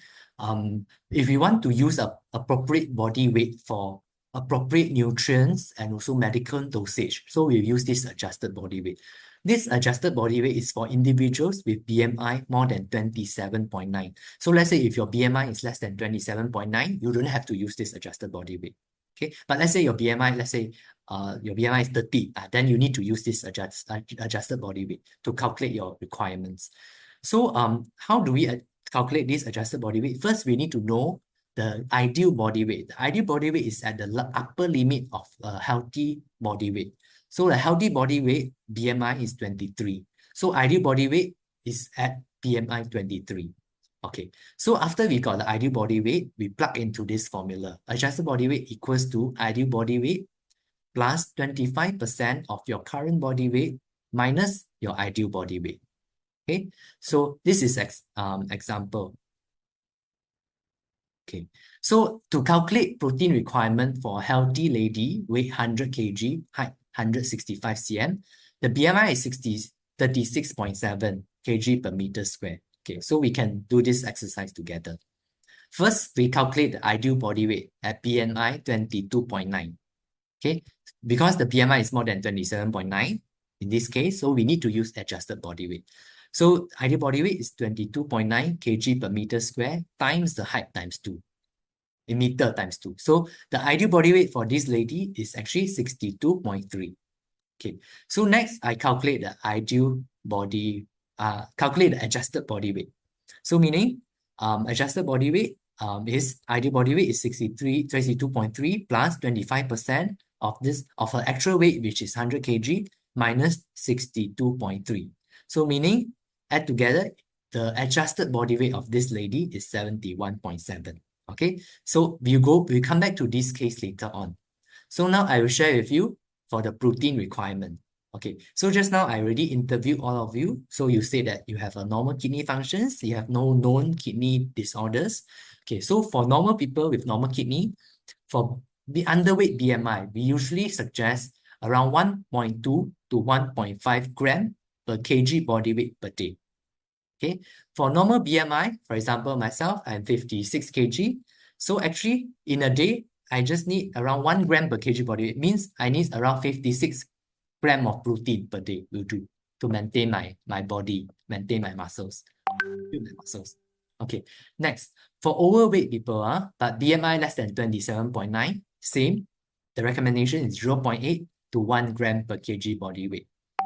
For people that's more than 27.9 kg per meter square, the adjusted body weight, but we use adjusted body weight, but this time we times with 0.8 to 1 also.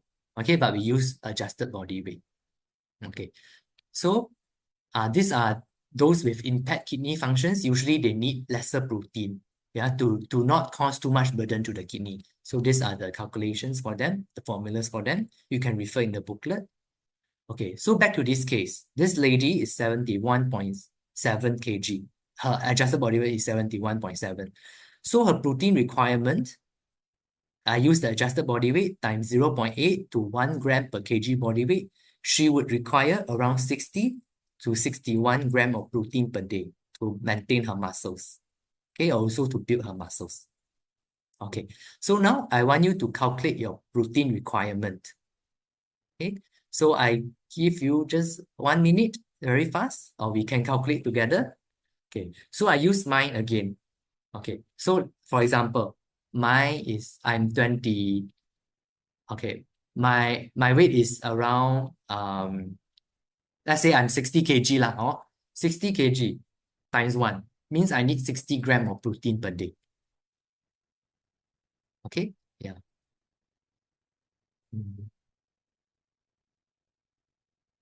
So you're okay, can calculate? Okay, so I assume you already got your protein requirement. So, Carmen, would you mind to share your protein requirement with us? 54 gram. Okay, 54 gram. Okay, so let's say, okay, let's say, Carmen, now okay, so maybe I use myself as an example. Okay, so myself, let's say I'm a 70 kg and I'm in a normal weight. So I need a 70 gram of proteins lah, okay, in a day. So next, I will just show you some protein sources. And in the dietetics field, right, we actually use this exchange system to count, to do a lot of like meal planning. So in this case, let's say if I'm looking at protein, right? Protein, I need around 70 grams. So each of this picture here that you see, right, will give around 10 grams. Meaning if I mix and match, as long as I can get 7, I will get 70 grams of protein in a day.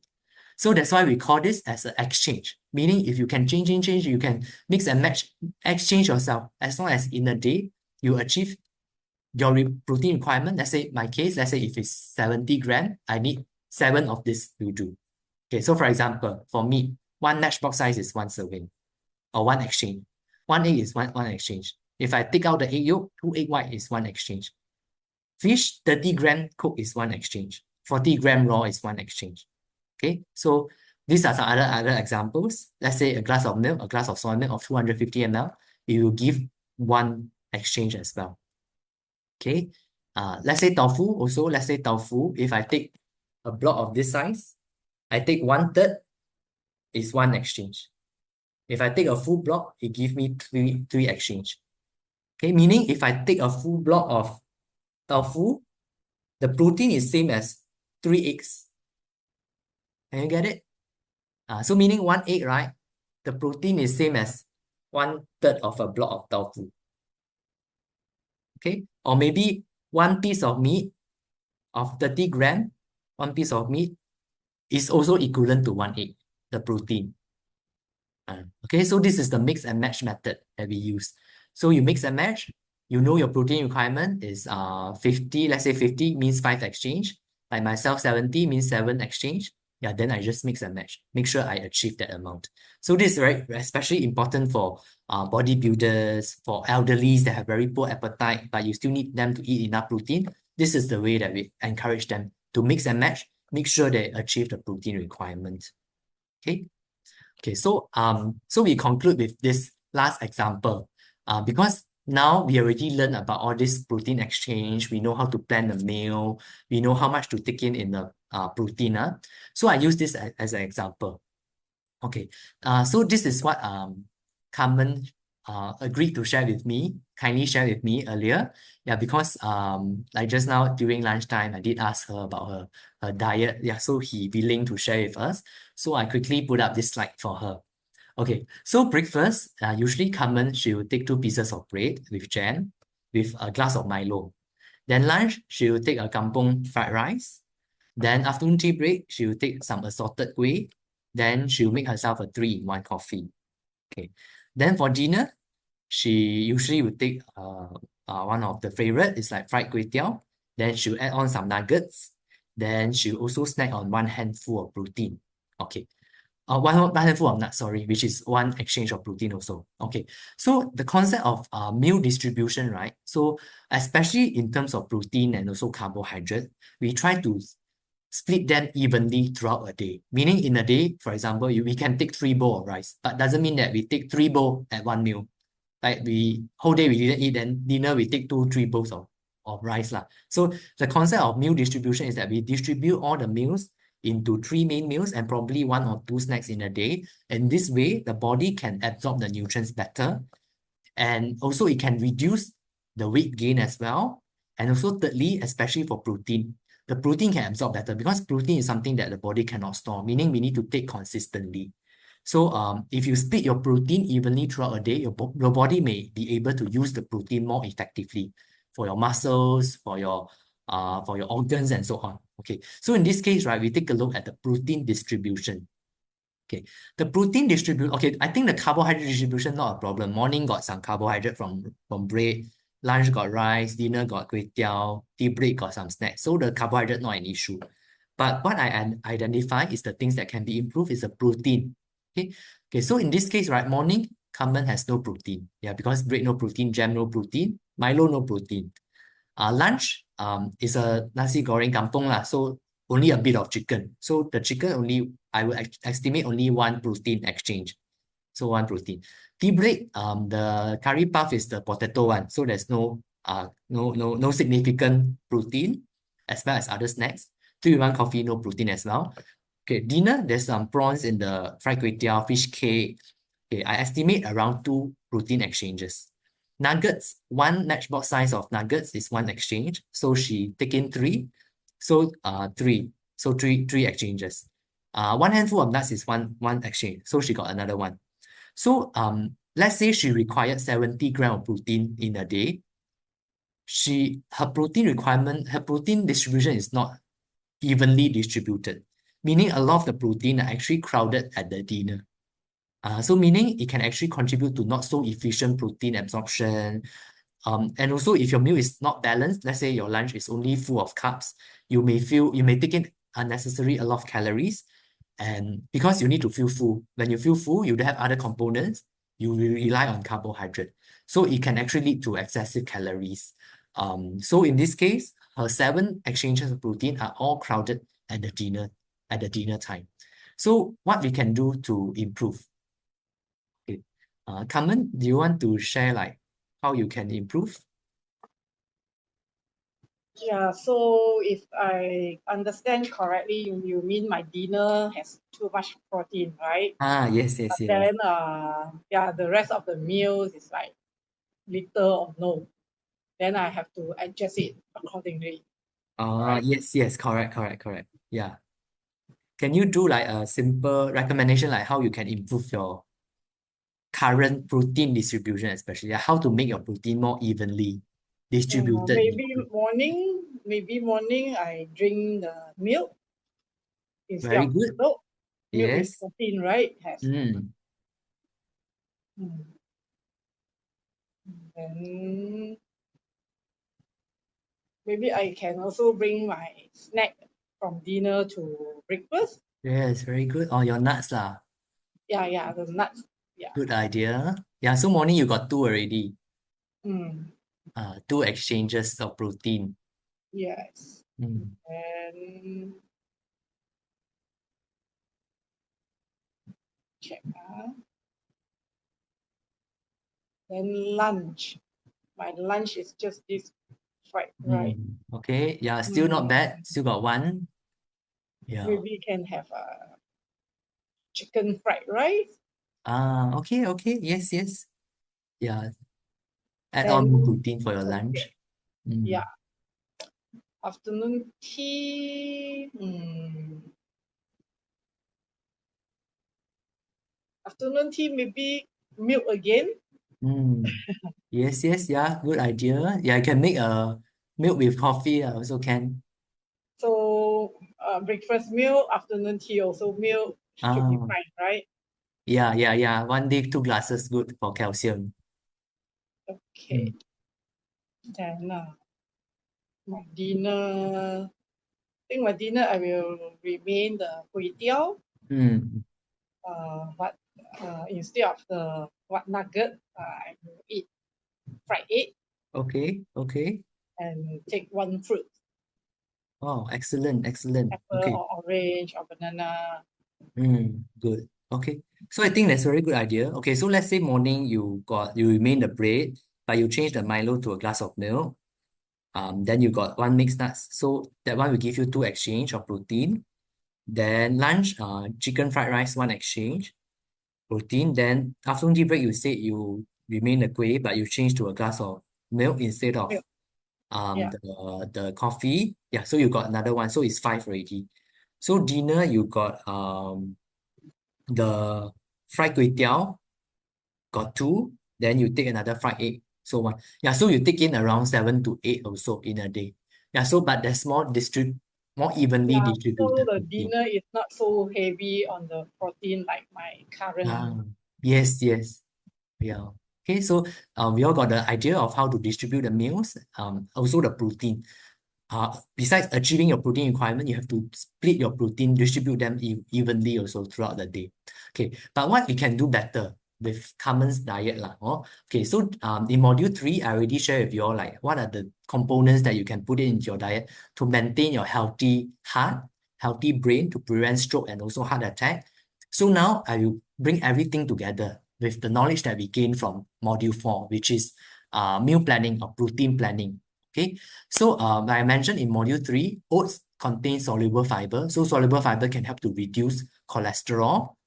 And nuts got healthy fats, the unsaturated fats. So in a day, we take 1 handful, around 30 grams, can help to modulate the cholesterol levels in the body. Then in terms of milk, in the market, we have milk with sterol. The sterol are the plant cholesterol that can help to reduce cholesterol. Okay, so in this case, morning, instead of bread, I replace with a bowl of oats, give me some soluble fiber for my heart, for my cholesterol. I take in some nuts to add some texture as well as healthy oil. I take some protein, but this protein is a milk and also give me plant phytosterol, the sterol, can help to reduce cholesterol. So that's my breakfast. For lunch, I want to achieve the fiber requirement, vegetable. I need three servings of vegetable. So lunch, I take 1 serving of salad. This is 1 cup of salad. Then I take pan fried fish instead of fried fish to reduce the fats. And I take a bowl of rice. Then instead of fruit juice, I change to more fruits. I take 1 orange as well. I reduce my sugar. I take kopi si kosong. Okay. Then afternoon tea break, I need more soy protein because I mentioned in module 3, soy protein, if we take around 21 grams of soy protein per day, which is around like 1 glass of soy milk plus 2/3 of a block of tofu or tau kwa, it will give me 21 grams of soy protein for heart health. So for afternoon tea break, I want to take 1 exchange of soy protein. So I take in 1 glass of soy milk. Then for dinner, I want to take more fiber. So like what I recommended earlier, we take half of our grains, half of them should be whole grains. So morning I got oats. Dinner, now I take mixed brown rice. So 1 bowl of mixed brown rice. I pump up my fiber intake from vegetable. Lunch, I already taken 1 serving. Dinner, I take 2 more servings of vegetables. So I achieve 3 servings of vegetables per day. Then I want like 21 grams of soy protein. So dinner, I take 1/3 of a block of tofu. So 1/3 plus 1 glass of soy milk is around 3 servings of soy protein that can maintain heart health. Then my last serving of fruits, I will be taking it at dinner time. So one serving lunch, orange, dinner, apple. So I achieve my 5 servings of fruits and vegetables in a day. So in this case, my protein exchange, morning I got 2, lunch, 1 small fish, got 2 servings. Dinner, I got 1 serving. Afternoon tea break, I got 1 serving from soy milk. Then dinner, I got 2/3 block of tofu. So total, I got 7 exchanges. And this is well balanced, evenly distributed, and also accounting the heart benefits for the heart. Okay, so this is an example. Okay, so last but not least, before we conclude, I would like to ask you all to do a final assessment. The final assessment is the same set of questions that I asked earlier in the very first module. But this time round, I want to capture. So I want you all to just scan the QR code and just answer the question in the Google form. Okay, so yes, correct. Oh, okay. I will give you the permission later on. So later you can do the assessment. Okay, while we continue the other things. Okay. So now the summary is that I have led you through the 4 different modules. The first module is that I introduced you to different macronutrients like carbohydrate, protein, fats, vitamins, minerals, fiber, and water. And I shared with you briefly in module 1 about the healthy composition. Module 2, I share with you the healthy composition and comparison with the diet in Malaysia. But I didn't we didn't like discourage or discount any Malaysian food because we all love Malaysian food. But I share with you the 10 different tips, the 10 different secrets that you can still enjoy the tasty Malaysian food without giving too much burden to your body. Module 3, I share with you the different diets like Mediterranean diet, keto diet, juicing diet, plant-based diet, all these things, Mediterranean diet, and I compare them, and ultimately I gave you a summary like how we can incorporate a Mediterranean diet in Malaysian context. And last module that we just gone through is that after we understand about all these things, module 3, I also share with you some the challenges in adulthood. So I mentioned about how to prevent cardiovascular diseases, how to prevent stroke, and also cancer, because cancer is more prevalent in young adults now. So I mentioned about how to fight all these diseases in module 3. Then module 4, the one that we just been through, is that we concluded everything with a healthy meal planning concept and like a healthy meal distribution in a day. Okay. So last but not least, I would like to spare a few more minutes for you all to do a goal setting, because in the previous module, I did share with you how to do a SMART goal. And like what I mentioned earlier, we always take baby steps in our lives. Yeah. So sometimes if we imagine too far off in the future, we may feel scared. But as long as we know our goal and we take baby steps to achieve the goal, definitely we will have a fulfilling journey. Sometimes the destination may be different, but it's the journey that we take, that we learn from the journey. So now I want you all to spare a few minutes to share your goals. Okay, so when you all are ready, you can just unmute yourself and share the things that you want to do after this, your goal.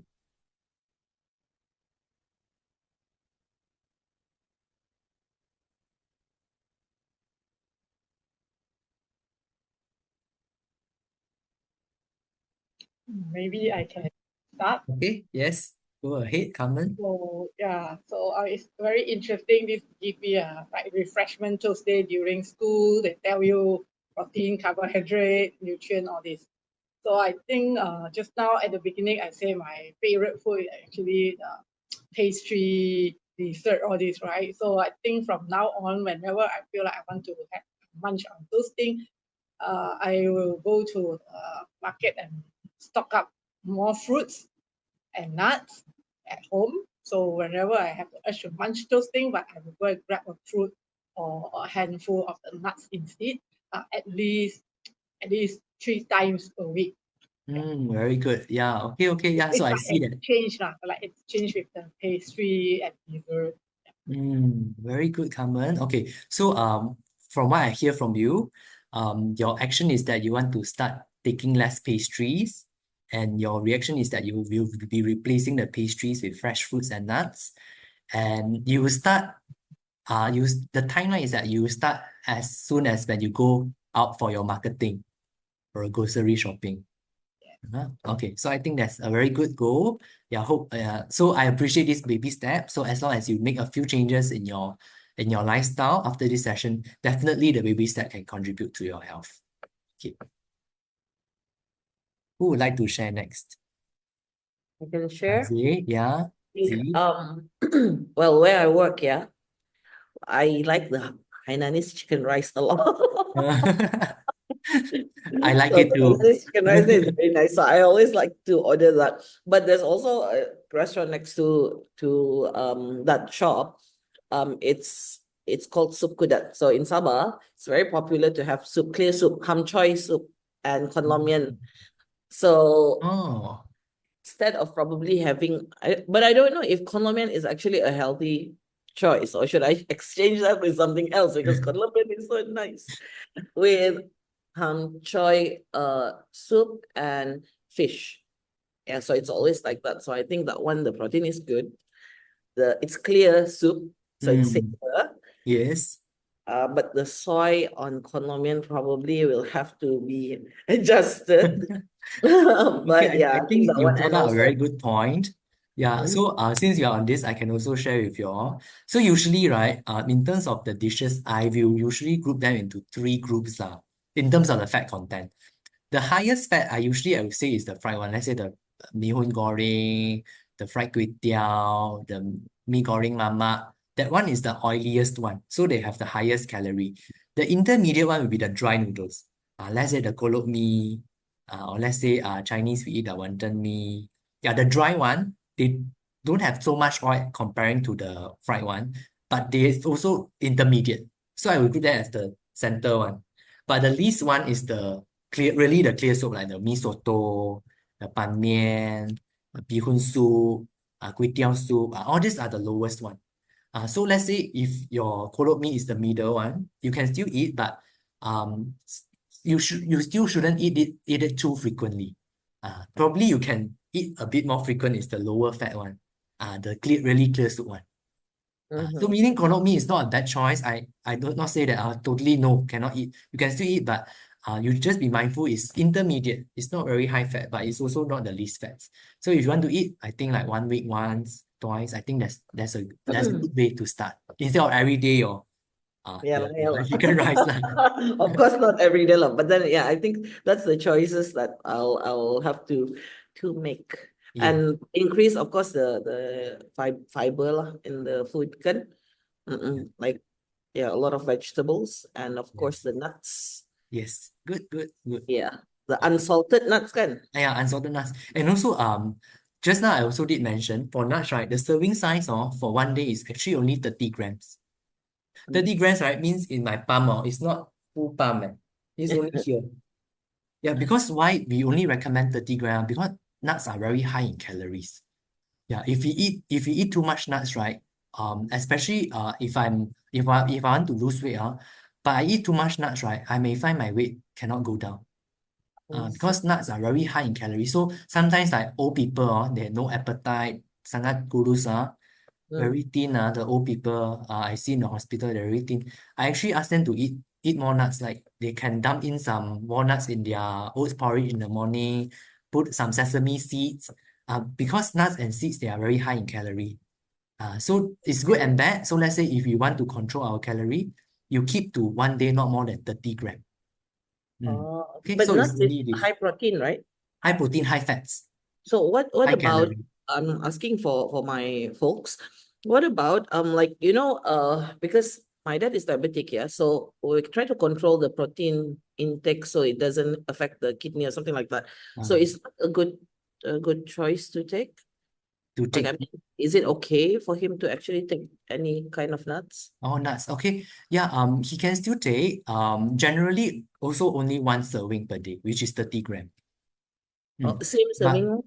But for kidney disease, right, it's a bit tricky. So because kidney sometimes will cause a lot of like minerals to become imbalanced in the body. So let's say if a kidney patient, the kidney is really quite bad and it's actually causing the minerals to be imbalanced, depending on the doctors and the dietitian. they may actually not recommended to take nuts. Oh, Because nuts is high in one of the minerals called potassium. okay. Okay, so I think to be safe, if your folks have these kidney issues, it's better to get a more individualized recommendation. Okay, can but thank you for sharing your goals. Yeah. How about Xiao Yun? Okay, so Caleb, thank you for the training today. I've learned that I need to pay more attention to the distribution of my nutrients. Like say for example, sometimes because I'm doing the intermittent diet thing, Yeah. I only eat like one big meal, so I put everything together. So now I know, probably I can have like still small meals here and there, and make it better, distribute it better. So Yeah. that would be my immediate goal in mind. Okay, I think that's very good. Okay, actually, module 3, I also mentioned about intermittent fasting. So I also mentioned that if we are following intermittent fasting, it's okay, no problem. But make sure the times that you are eating your meal, when you're not fasting, you are eating your meal like the 8 hours per day. 8:16, 8 is the eating duration, 16 hours is the fasting time. Let's say you are doing this 8:16. So for the 8 hours, you try to eat balanced meal as well. Meaning you control your carbohydrate, you take your protein, then you take your vegetable, just like a normal balanced meal. Then the other meal within the 8 hours, you take another time. So it's still able to distribute evenly if we are on intermittent fasting. Oh, okay. And Have you heard of OMAD, like one meal a day? That is not good, right? actually it depends. Like let's say in terms of fasting, right? A lot of the research are still ongoing. Yeah, so in long term benefit, sometimes like once in a while you have this like one meal per day, that kind of fasting method, that may be fine. But if you long term only taking one meal per day, the benefits and the risks are still uncertain. Mm. Mm. Yeah. Okay, thank you, So like for Caleb. example, like our Malay friends, our Muslim friends, they do the Ramadan. Yeah, it's actually very healthy because it helps the body to feel, to cleanse the body. Yeah, we call some zombie cells, or scientifically we call some senescent cells. Senescent cells are the zombie cells in the body. They disrupt the systems. So during fasting, the fasting can actually remove all these zombie cells in your body. So fasting once in a while is good, but long term, let's say in Xiao Yun, let's say you say one meal per day, in long term, the benefits and the risks are uncertain. Okay, okay, so thank you so much for the goal that you have shared. So I prepared a feedback form. I will be sending out to you all later. So basically, the feedback form is very important for me to improve in my subsequent trainings. But hopefully, you have actually gained very good knowledge and very practical knowledge, because what I want to do is that I want to bring practical tips to you, not just telling you what not to eat, what not to eat. I think this is the old way. I don't want to be this kind of dietitian, like a very bad judge. I don't want to judge, but my inspiration is that I want you all to still enjoy your life. Like it's a balanced life, your balanced diet, and the balanced diet may actually have some windows for some treats once in a while. So I hope all these tips can help you to live healthier, and I hope that in future, after this course, you become like a nutritionist for your family, for your friends, and be a nutrition advocate also for your family. Okay, because like I mentioned, we really need to appreciate this health, because this health is God gave us, is like the most precious things. If we don't have health, we cannot bless, we cannot serve our family, we cannot be with our kids longer, we cannot go to travel. Eventually, your money may need to feed the hospital. And this what we don't want to spend our money on. We want to spend our money on our loved ones, on holidays. Yeah, but to do this, we need to maintain our health. Okay, so do take baby steps to improve your health, because your body will serve you better and longer. Okay, so thank you so much for your time, and hope to see you all again. Take care. Thank you. Thank you. Thank you.